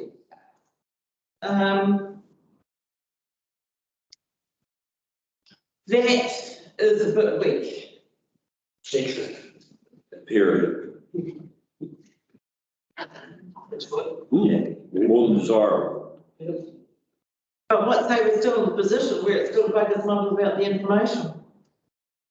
I don't think we're going to be any better off in terms of the information that we currently have. I don't think. Has full information, further information. Yeah. Okay, I'm happy with that. Because we can. And imperative. Imperative and full.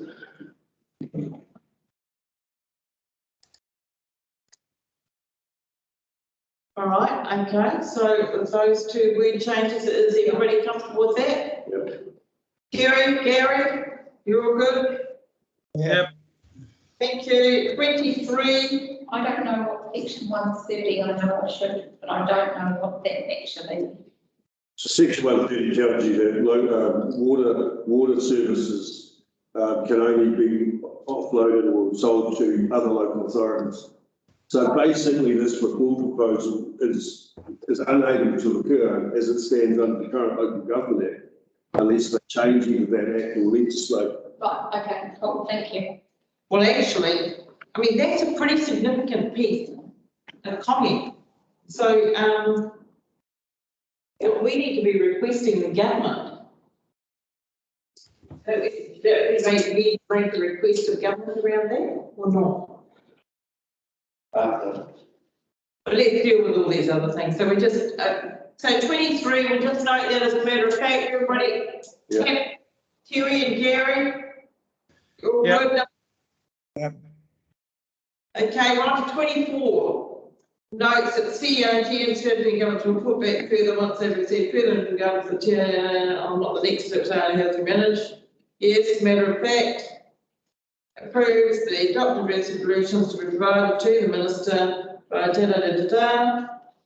Yep. Right, so we'll do that. We'll move all of this and then we'll discuss the next three, which is the wider reform.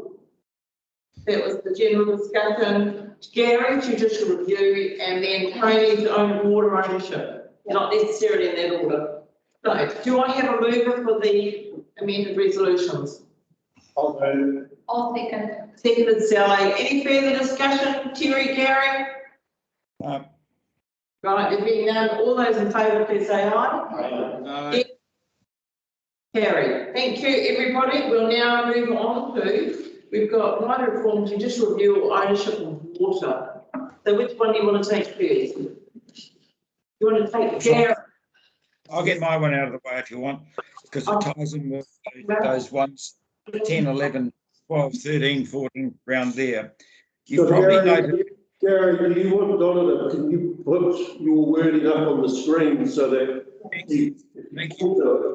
then people can read it while you're explaining it? Does that make sense? I think. Sounds a lot better. Yep. Yeah, we'll get Donna to put it up on the screen. Thank you.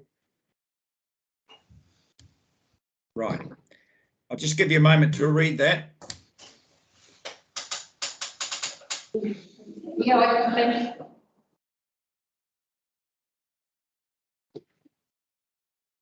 Now,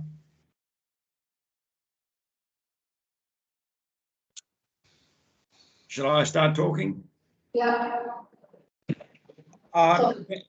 You might, if you had a chance to read my exchange with Jason Krupp from the Local Government New Zealand, who, if you were on that screening Friday a week ago, he was one of the ones making some comments from Local Government New Zealand, and I sent you my exchange of emails with him, and his last one, because this is over this whole way the funding and the formula's done. And he says in his last email, which is on the 9th of September, hi again, Gary, I'm not being obtuse to the challenge that TCDC and other councils with similar characteristics face. I'm making the points that other councils will want their own unique characteristics. And then it goes on a wee bit further. The decision to keep the funding formula simple may indeed be open to judicial review. And I encourage you to pursue that action if you feel you have a case. That's what the courts are for. Now, there has been a little bit of discussion with some other councils that are in the similar situation. All I'm suggesting is that that is no more than communicating with the other 6 councils who are in a similar situation to us, because we're not actually being told what the situation is. As he says in one of his emails, if you can come back with another formula.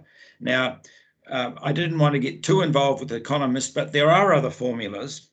But it seems to me if we want to have an opportunity to, if this goes ahead, we want to get the most funding we can from this, because on the current one, we're looking at 16 million. Well, we could be looking at well over 20 million, which is worth having. So it's purely to enable the staff to communicate. And I know Rex is familiar with the South Island councils, which are in the same situation as us, just to see what they say. If we had 7 councils go ahead, say, well, this is worth looking at, and all it would require is a letter from perhaps the Queen's Council to say, well, this and that, and they might be running right back to the table to try and sort things out, and it's worth a go. That's all I'm saying. It's worth a go, because politics are a very strange animal, and at the moment, the 7 councils aren't being treated very fairly.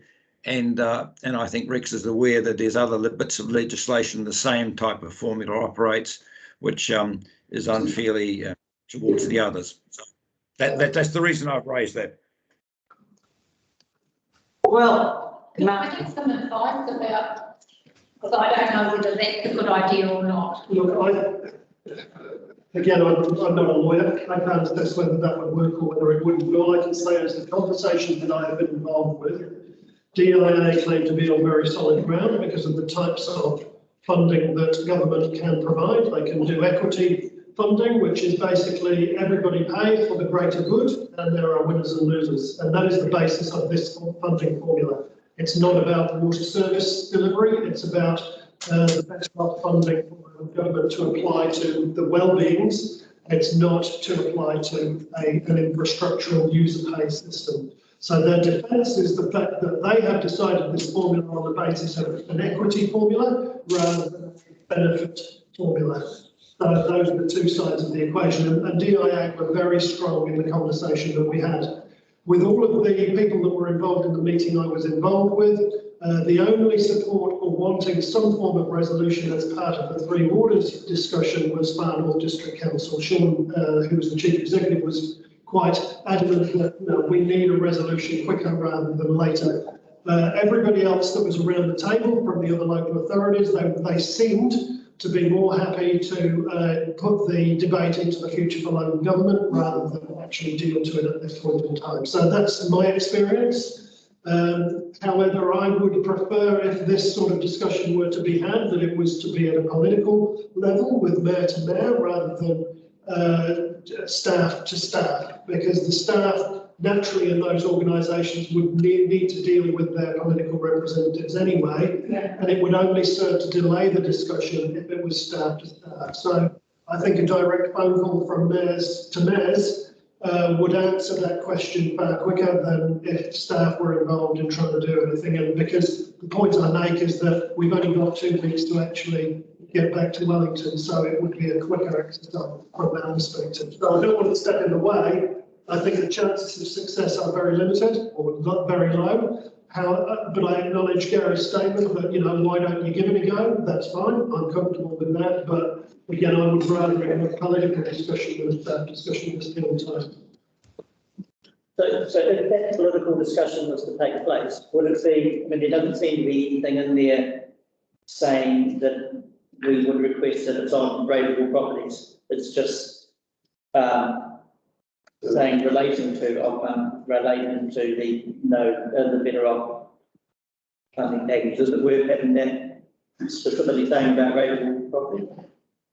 Well, again, I got significant pushback very, very quickly. In fact, the introduction to the meeting was there is not going to be any change to the funding formula, full stop. What do we want to talk about now? And that was basically the introduction. Through you, Gary, I think what you're suggesting here though is about, correct me here if I'm wrong, but it's about the judicial review of the process of the formula, not about what a new formula might be. I agree. That's that's different to what Martin was discussing. I agree. So can you say that again? So what Gary, correct me here, Gary, if I've got to interpret this wrong, but this is about gauging interest from the other local authorities to see if they wish to challenge the DIA through a judicial review process on this formula, this particular thing, not about a solution for a new formula. So here we're looking at a priority that is the 16 million you're talking about. Yes. Is that the significant thing, or is the significant thing for us the question of absentee ratepayers and taking census night? And that to me is actually a bigger problem than what we've got here, because we're going to get funded on a completely different population basis than what we're doing. I understand. This is about the allocation.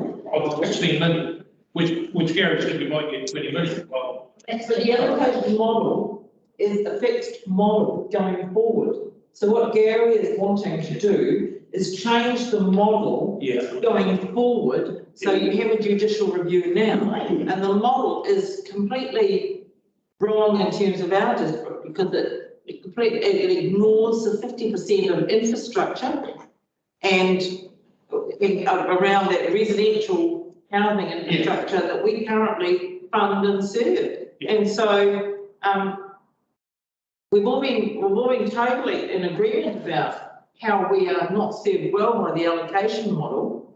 And Rob has done his best with these different councils in lobbying DIA.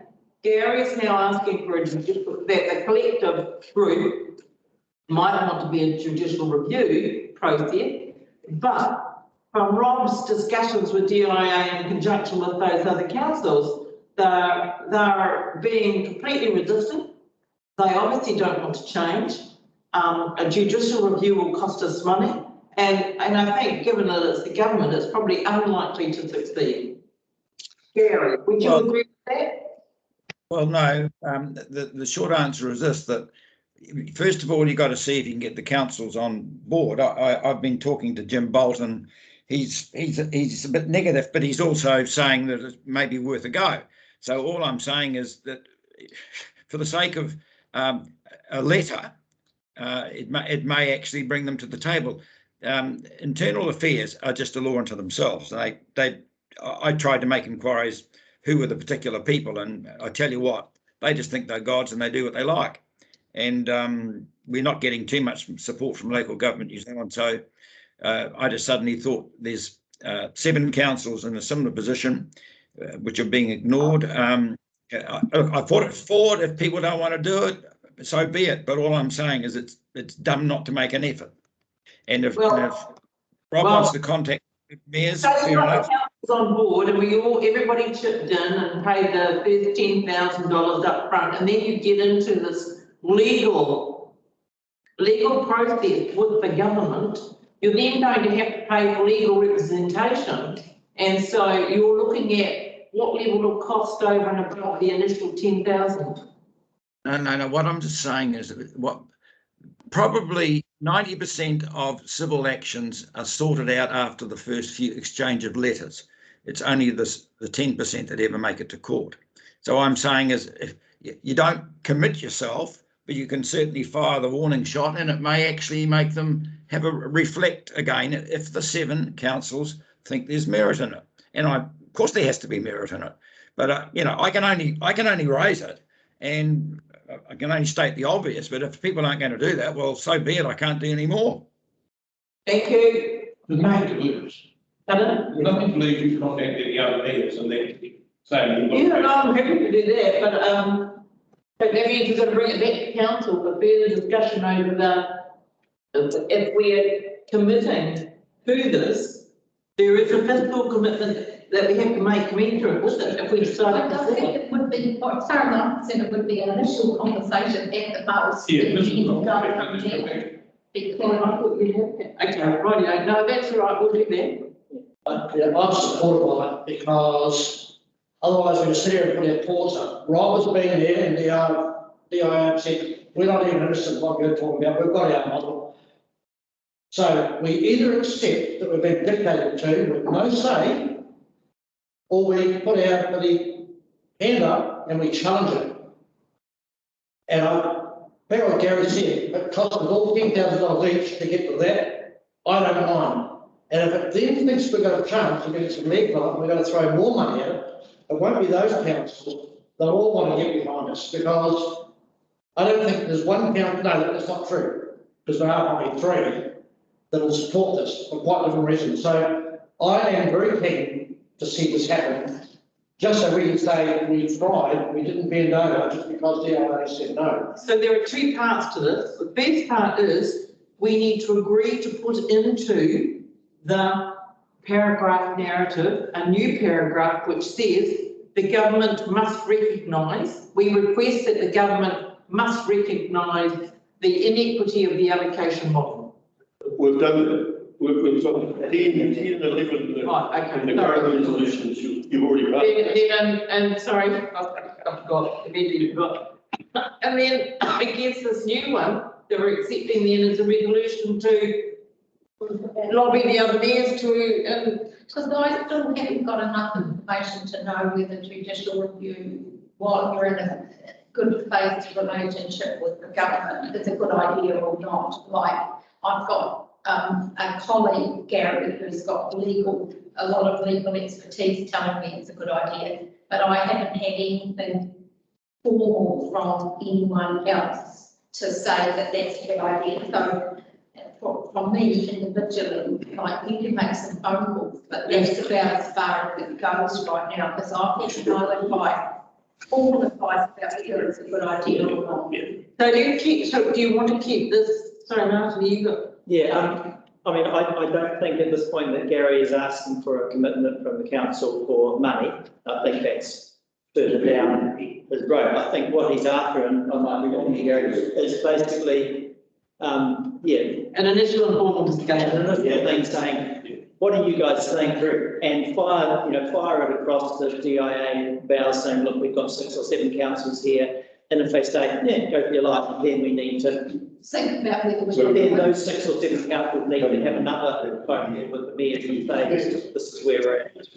Process will. Yeah. Yes, that would change, Gary, people are agreeing to request PTD's mayor approach rather than staff. That's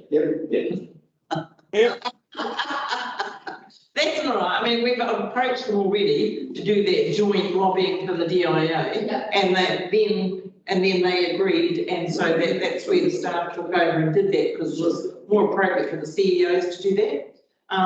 But now we take it a step further, and I'm approaching them to gauge their interest in a potential judicial review. Is that correct? Yeah. I don't have a problem if it's the staff or the mayors. You'd know better, Sandra. But look, you might prefer that Rob or Rex, who knows the South Island ones, just talks to the staff there and sounds it out. It's really the best. So I'll sound out the mayors, and then what happens is the mayors will collectively express support or not, and then if those ones that support it will then hand it on to their CEs to process through. That's how it will work, Gary, which is how we've just done it. Can I just tell you something? Yeah. I just had a text from Jim Bolt, and I put to him the resolution I've got, and he came back and said, good plan. Yeah, because they like to work with the staff. So, Terry, did you want to make some comment? I'm just I'm saying, Jim, listening to it and I support what we're heading for. I think this does signal to the government that they need to review, look at this, and I like the approach of going through those councils and getting it on. By the time we get down that track, I think the government will be knowing where they're going anyway. But I think this is a great message to them to rethink where they're going with this, because they really gave the message to Rob, walk away, don't ignore, don't fuss us around with this. Well, I thought that was a pretty poor response. did you hear what I said? That I just got a text from Jim Bolt, the mayor of Queenstown. Gary. I just want not the battle. And so to me, I'm not sure quite what war I'm in, but strategically make sure that we're not just firing off bullets and without assessing the bigger picture. That's my worry, and I don't know if I fully understand the unintended consequences of this move. Yeah, all of you, Sally. Just in regard to, do we need to pass that? Do we need to? No. So did you hear what Sally said, Gary? Almost. Do you want to, just my concern is, Gary, is that I want to win the war, not individual battles. And strategically, I haven't heard or understood the potential unintended consequences of this part. And I acknowledge your expertise, but I also need an official advice as well. So as far as I'm concerned, Sandra can make some phone calls and gauge some interest, and that's as far as it goes. It's where I'm sitting at the moment.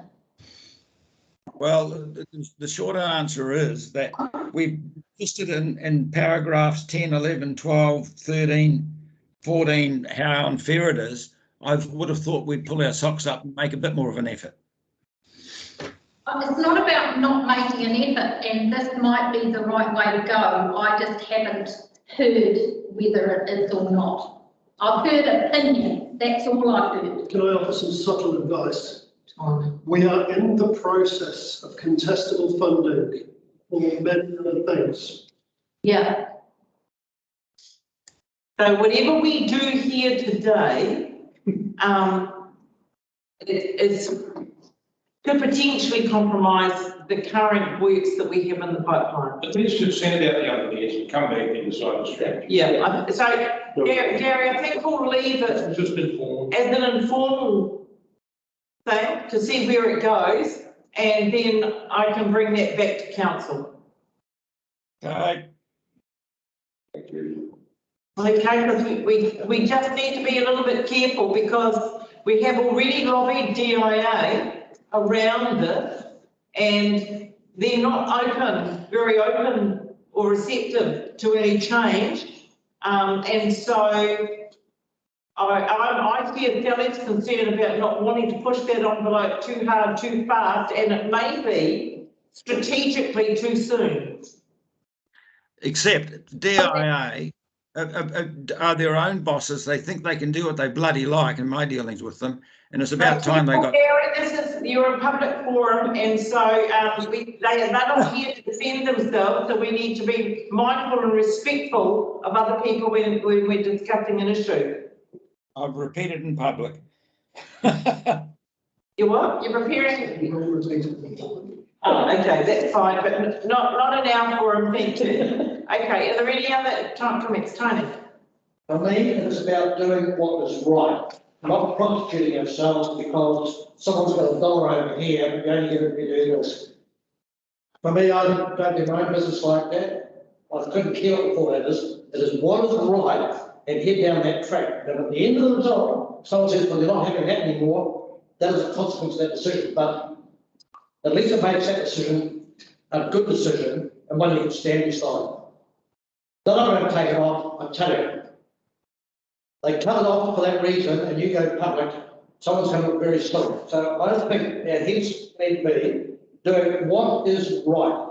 Again, can I just offer some advice there? And I'm reconciled to the fact that I'm being told what is right by DIA because they firmly believe that they are right, because they have offered the funding on the basis that it is equity funding, like the way taxes are spread out across the social sector, that everybody benefits for the greater good. Even though some people pay more and some people receive less, it is an equity-based funding, and that is the way that they have developed this formula as equity, not user pays or those that benefit type of funding. So they believe themselves to be on very solid ground, and I struggle to be able to argue against that from that perspective. It doesn't make it right that our water infrastructure is being moved into another entity, and there is no reflection of that in the offering. However, that is the way that government wishes to offer this funding as an incentive. So it's a really difficult situation, but I can see both sides of it. I don't believe it's wrong on one level, but it is frustrating on another level, and that's where it sits for me. Okay, so I'll just leave that as it is, about an informal discussion that I'll have with those other respective councils as outlined by Gary in his paper. Yep. So if there's a general consensus for that, thank you. Okay, so the next one is the wider reform, and I think that's more or less a simple paragraph around that we request that the importance of the wider reform be undertaken prior to the Three Water Service changes.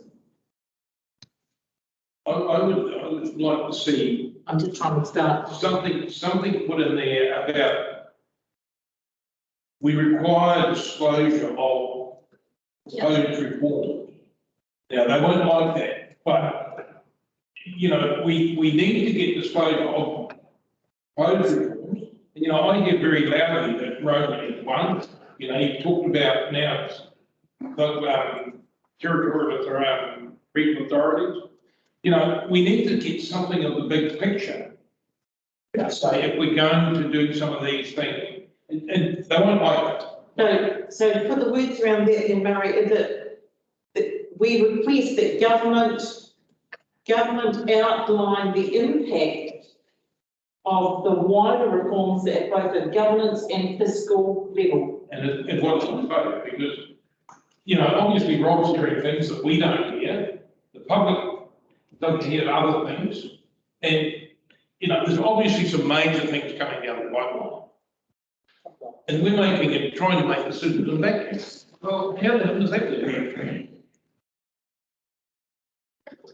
I don't know.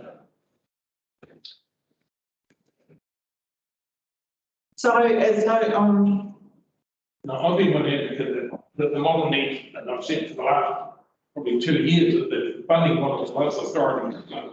Yeah, I'd agree. And we all agree with that, but we need to know what we need. This was the local government report. Do you think for the next election, which is what, about a year away, we'll have a reasonably clear understanding about what the people that are sending the council are going to be? No. So this is a, All right. is it up? Chocolate laugh around the room. So you're aware, Martin, the Future for Local Government Reform Working Group, Rob, jump in if I'm getting this right, the first report is due this month, which has been based on a collation of information they've received over the last 6 to 9 months. That then is put out and is going to be considered over the next 6 months prior to their second report, which is the final report, which is due in September 2022. So the September 22, you get a local government election in October 2022. So the September 22 Future for Local Government final proposed report then goes to the government, who then decide what they're going to do with it. It may be like the old Shand report of 15 years ago, where and then just got put in the bottom drawer. So there's actually still no commitment as to what the final report is going to be, whether it will even be uptaken by the government or whether it will just sit and not have anything. There's a lot of swirl out there and a lot of speculative information being passed around and no one really knows. So here, so we said we'd come back to this wider reform question. Mario, quickly worded up something, just, we need some words. So request that government urgently provides clear information on local government RMA and other reforms affecting local government and communities.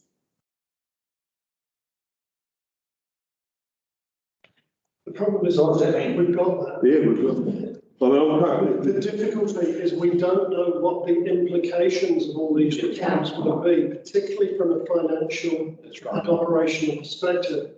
So we don't know if they're going to be delivered from central government or whether they're going to be part of local government.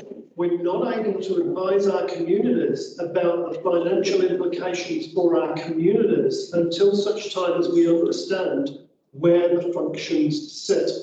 So in the development of policy and operations is form follows function. Until we know where the functions are going to be, we don't know what the form should be.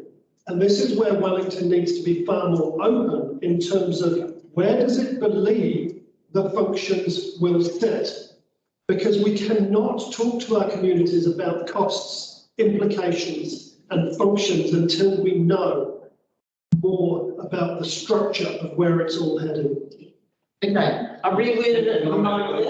I'll make another comment in response to that. And the thing is about this council, as I see it, you're going to be one of the senior councillors here that is going to be manipulating a relatively new council through a minefield. Because I think it's going to be a minefield of stuff over the next 3 years. I think it's going to be the toughest 3 years we've seen in local government since '89. Yeah. So I look at you, Martin, as one of the senior councillors, and say, man, you've got a job to do. Yeah. Okay, here we go. Request government urgently provide clear information on how reforms will affect local government governance and costs. Could we're not wordsmiths, like. Yeah, like. And Rob, if we agree with Rob's context, well then they work the words out, and my question is, will we see the final document before it goes out? But, to me, we heard clearly what Rob's saying. If we agree with that, it's their job to write the paragraph, and we'll agree to that. Well, pricing it as a conflict. Yeah. I'm happy with that. Okay, done. Let's solve that one. We're now on to water ownership and finish off with Kerry. So for water ownership, what have you got for us, Tony? Righto. Well, the words that are in front of me now are to act. In line with the required public ownership protection of our three waters infrastructure, water itself must be left without any ownership encumbrance. If there is a 50-50 co-governance, Three Waters entity with iwi, and the entity owns the assets, that will mean iwi will have a half share of our community assets. We do not support anything other than water remaining a free public resource and not be owned, in inverted commas, by anyone. So my concern is that water does not land in the hands of any entity to decide what they're going to charge it or what they're going to do with it. It has to be in public ownership and public ownership only. That is my position on it. So can you talk about public ownership without identifying that it might be iwi or an American, Coca-Cola or whatever, or do you want to particularly identify the issue with iwi? Well, my issue is behind this, there's another, it isn't a reform, it's bigger than that. That is HPP. That is not been, the question has been asked. The government understands it will be divisive. They do not want it in the public. Okay, right, I'm going to constrain. So, Talk about solely this. well, let's, I'm going to ask why. So I think we have to, because behind them, when I look at the ownership model, then if the water goes into that ownership, that changes the milk and the cocoa. That's why I put it. But I don't mind. My views on how water is owned are well articulated, and I think this, what we're doing here, needs to state something about water stays in private ownership. And the public will want public ownership. Public ownership. So I'm really happy to go with public ownership. And We keep it really simple. Keep it simple, and water must be retained as public ownership. Yes, and that incorporates my concerns with Coca-Cola only. People's concerns about someone else. So you've already passed number 16, which noted that continued public ownership of Three Water service delivery is the bottom line for the government. We add in here and discount and TCD. No. Public ownership of three water service delivery infrastructure. This is again, water ownership must remain a public resource or in public ownership. Yeah. Water must remain in public ownership. Yeah. No, end of story. So this is, it's not up for discussion or up for grabs in the cabinet papers. It's a deferred subject. All right. The issue around water ownership is deferred in the cabinet papers. That means it's going to come up for discussion. It will be lobbied for. So therefore, we would like to reiterate that water must be retained in public. Water itself, as opposed to water infrastructure, water itself must remain in public ownership. Yeah. Gary and Terry, you got any comment there? Seems to ignore the Treaty of Waitangi, but so be it. Yeah, so good. No, I don't necessarily think that. I think what we're saying is that public ownership and, so I don't. We're not saying that we don't agree with 50% co-governance or whatever. What we're saying is that. Yeah. I don't care about it. Yeah. It's a timer for us all. Yeah. So it's as simple as water itself must be retained in public. Yeah. That's right. That's it. That's good. I'll never go with it. Can I venture a paragraph in terms of that statement rather than do the email thing? So I've just written a quick paragraph. Tell me if it's way off mark. This council will not be in a position to inform our communities on the implications of water reform until it is able to put those matters in context of the wider reform process. This council requests detail regarding how funding for infrastructure provision will be raised for Three Waters, roading, climate change protection and adaptation, housing, and anything else that may become a responsibility of councils in the future. Good. Nice. Good, like it. Really good. Gary, Terry, do you like that? Sounds good. Yeah. Okay, done. Agreed. Happy with it. So we still have to move and second these additional things that you're popping in there. So before so Terry's got one last one, Terry, haven't you? Yes, I have. Hang on, just hold it. So what I think we might do is we'll move and second those ones we've just done. So is everybody happy with that? I'm happy to move it. Somebody second it? I'll second. Sally seconded it. And all those in favour, please say aye. Aye. Yes, carried. Right, we'll move on to Terry's last one, which is Terry. Did you want to pop that up on the screen? Yeah, can somebody pop it up? Yeah, have you got that? I'd just like a couple of minutes to put it up there and just talk it through if I can, and happy to take questions, and I'm ready to table it and see how people discuss it. Excellent. Go with your life, Terry. He wants to laugh. Okay, so this is following the feedback from people in the community and emails, etc., showing what we'd like to do as a motion currently with the information we have today. And I really can tell you, I've never seen in the past a government so focused on pushing through changes without the consultation that normally follows it. So I am very concerned. And so this motion that I've tabled and seconded by John is to outline our concerns, what the government is wanting to do to introduce to our resident ratepayers and governments. We want, if we opt into this offer now, we will get served up what they want us to. If we opt out, and enough do, then we will get to a better negotiation deal going forward. So in this, you'll see some comments made, and they're reflecting on what the government's pushing out and what the people are feeling. So I'll just go through them quickly for you. So there's a funding infrastructure has been identified as a fundamental issue for New Zealand. We talk about a team of 5 million. The 3/4 reform proposal ignores that and increases the cost, compounding the funding issue. And we've heard that from Rob, the CE, with all the bird's nest of other things that are going on and the pressures on that. The people's ability to pay for infrastructure while also paying for to sustain themselves, climate change or whatever else life throws at them, becomes untenable. And we don't know where that's going to go yet, but let us deal with what we do know, and I think that's what it's all about. It is on the cusp of being untenable now, and yet the government wants more. On the first tranche one, we opted, agreeing to enter into a process of discussion with the government, and that was the deal only. Tranche 2 was promoted as being an opt-in, opt-out phase along with more funding.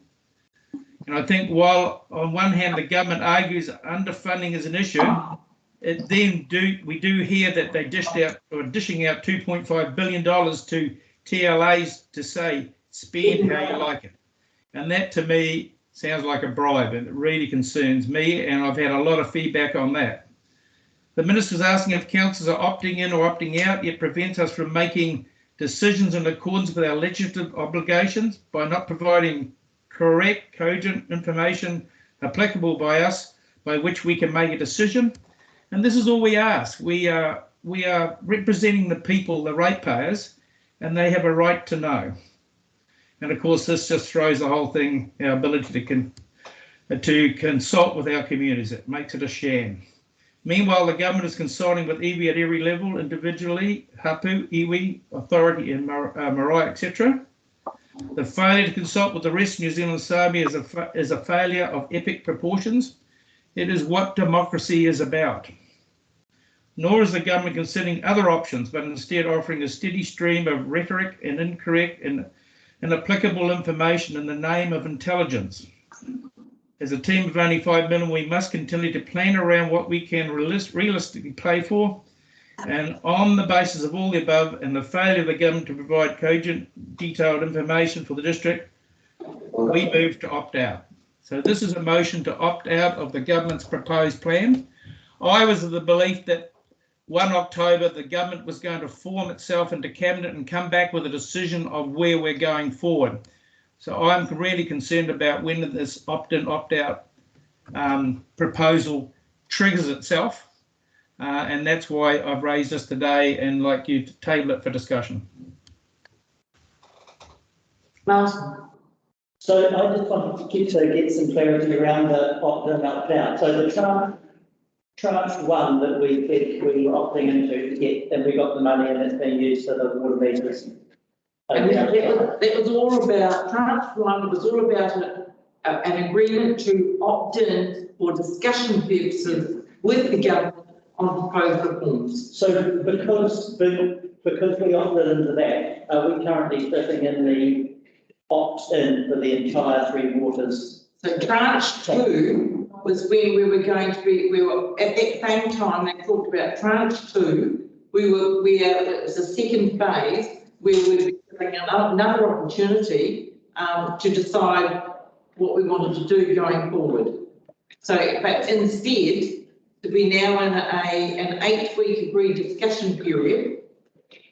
And then at the end of that discussion period, that's when I'm not quite sure what the process is after that, but the government will inform us what the next step is. Right, because I mean, I was looking at this reform program, the timeline, and I was just really vague about, well, it's quite vague about at what point do we say, yes, we're still in, or no, we're not, but that's not now, is it? No. I would think if they were dishing out the $2.5 billion and there would be some strings attached to that. If you took the $16 million or $20 million, I would think that would be a signal to government to say, hey, we're part of this deal. We're nowhere near that yet. No, they gave out all that money anyway, as so we're not here yet, we're still within that 8-week in good faith discussion period, needing to put forward our views. And in actual fact, I forgot, Tony has an option to put forward about another proposal for government that it could take. So we're dealing with yours first, Terry, but this is the period where we put forward all these notes and requests, and that will go to government as part of our contribution to what might or might not happen going forward.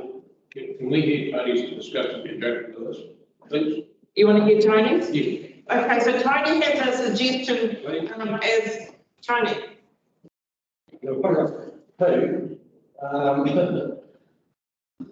So, as a way forward about this, that the Water Services Regulator be given an opportunity to oversee the expenditure by TLAs for Three Water infrastructure for the next 6 years. First part. In doing so, effective levels of progress and improvement can be required by the Water Services Regulator.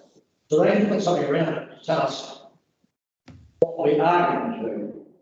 This will circumvent any decisions to not invest by elected representatives, removing the political influence compromising such decisions. Mainly because a lot of the law is about councils having underinvestment in their infrastructure, which is one of the reasons the government want to get hold of it and upgrade some meat standards.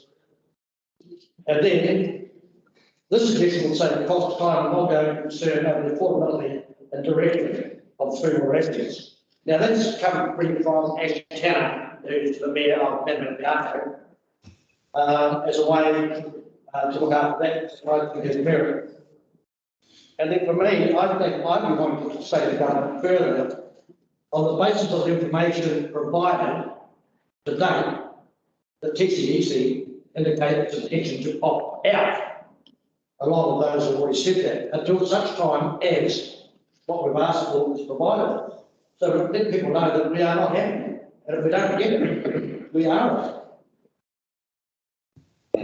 So one part is looking after the WSR will look after the Essex and pay them, and not us. But that's what Terry's got in his paper. Correct.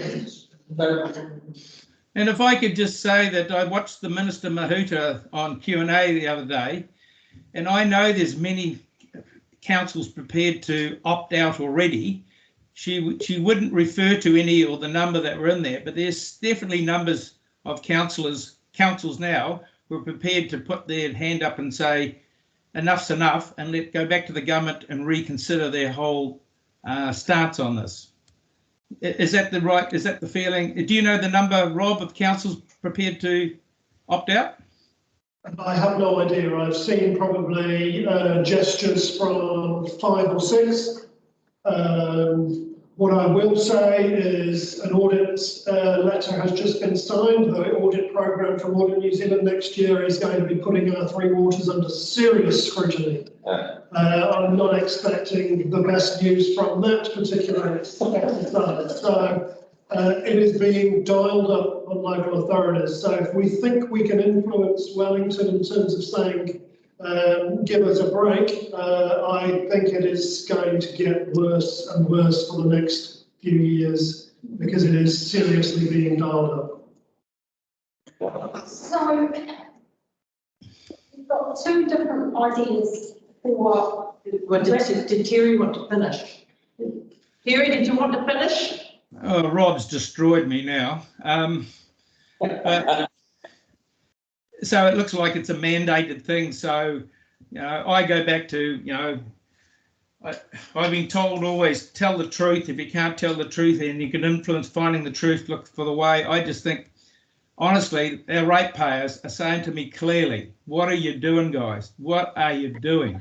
Even if the government mandates it, let them sit on it. But at least we need to make a decision where we're going because they are not happy. No calls I've ever had support this in any way at all.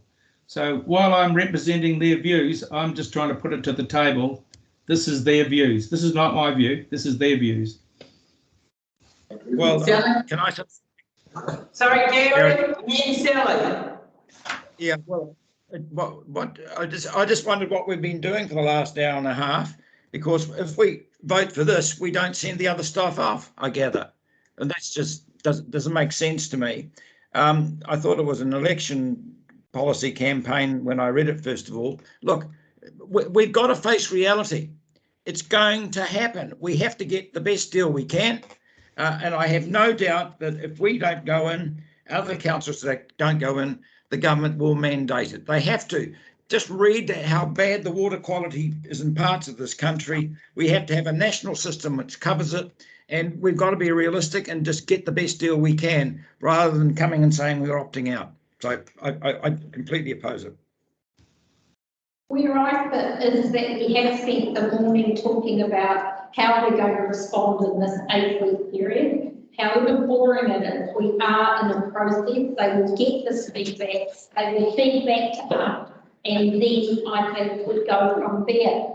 But, you know, if we start adding things on to what we've said in our letter of feedback, which has to go by 1st of October, well, then we're sort of like all muddled up. Doesn't make sense to my brain. So well, nobody's happy. No, I think you can clearly say that at 100% nobody's happy. Mary. So then just following on from that, do we put a last sentence that this has been one of the most controversial things we've had, and we're getting more feedback from our ratepayers saying that we as a council should not opt into this, and just leave it at that. Not a decision, but saying this is where we're getting feedback from, this is what we're getting back, and put it there very clearly in that provision that our ratepayers are saying to go off there.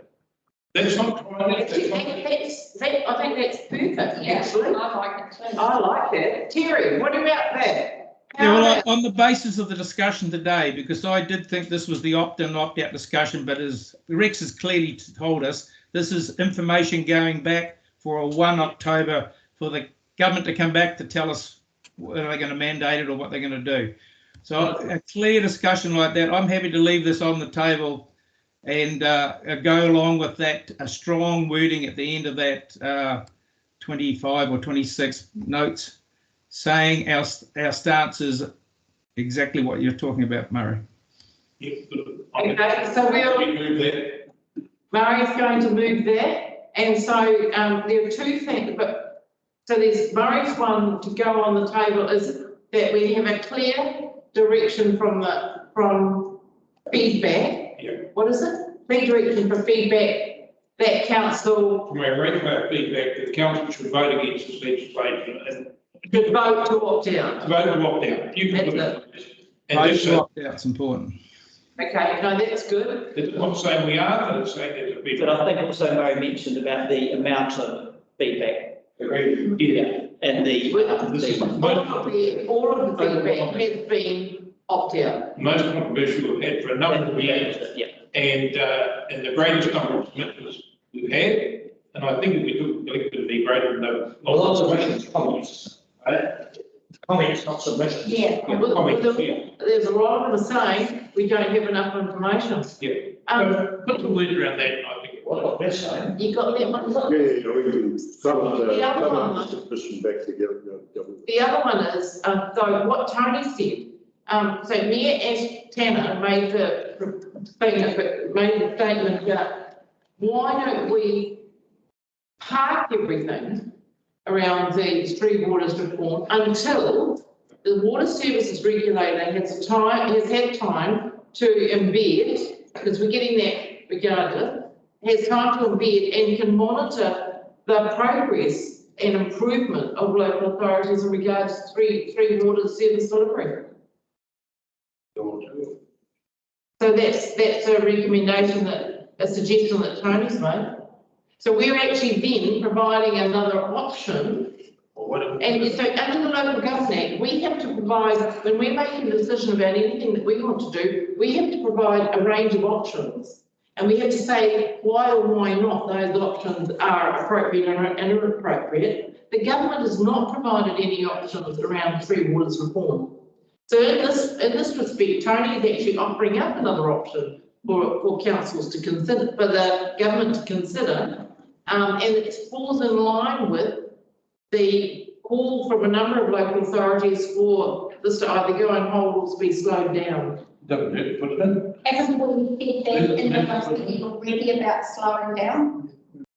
Martin. So was part of Ash Tanner's suggestion was that some of the money gets handed out by the regulator to enable some of these water. No, Let's look at that. I got it. It's saying that the regulating authority says that you need to have that done. You do it. To get ready, you do it. It's not left up to us to say, oh no, if I put my hand up for that and the rate goes up $200, I want you voted in, takes that out of it. So what if say someone else will step in and say. So if the water service regulators, it's like what's happened already. We were all, and this is all going to happen to you because you're all useless at providing water services, etc. So every council in the country just about up their rate and in line with improving their water service infrastructure. Very few didn't put their rates up to go and start dealing and focusing on infrastructure. Every single one of them just about, I would suggest, did. I'm just really struggling with the specificity of it. Yeah, very good. When we're still at a general stage. Now, this is recommending an option for the government. It's recommending an option. Why don't, like saying to you, so why don't you just let the water services regulator embed in their role, monitor council's progress on improving and upgrading their water service infrastructure and delivery, and see what performance improvement has been over a 6-year period. It's giving them an option instead of saying, take it all now. And we haven't already talked about delay. Yeah, but we're giving them a specific scenario about how they can do it. A course of action, sir. So, Terry, Gary, any comment? Can I just offer some advice whilst we're having this discussion? Yeah. The figures that were being shown by government, we're saying that in 2051, our rates for water will be $1,220 per household on average. Yep, that's in 2051, years away, my maths is failing. Yeah. However, what we are saying as a local authority, purely our drinking water rates, is it drinking water rates? Not all three rates, sorry, our three waters rates will be $1,750 per household by 10 years' time. So that's by 2031. Yeah. So we are going to be $500 more expensive in 9 years' time than what that. than what they are saying for 30 years' time.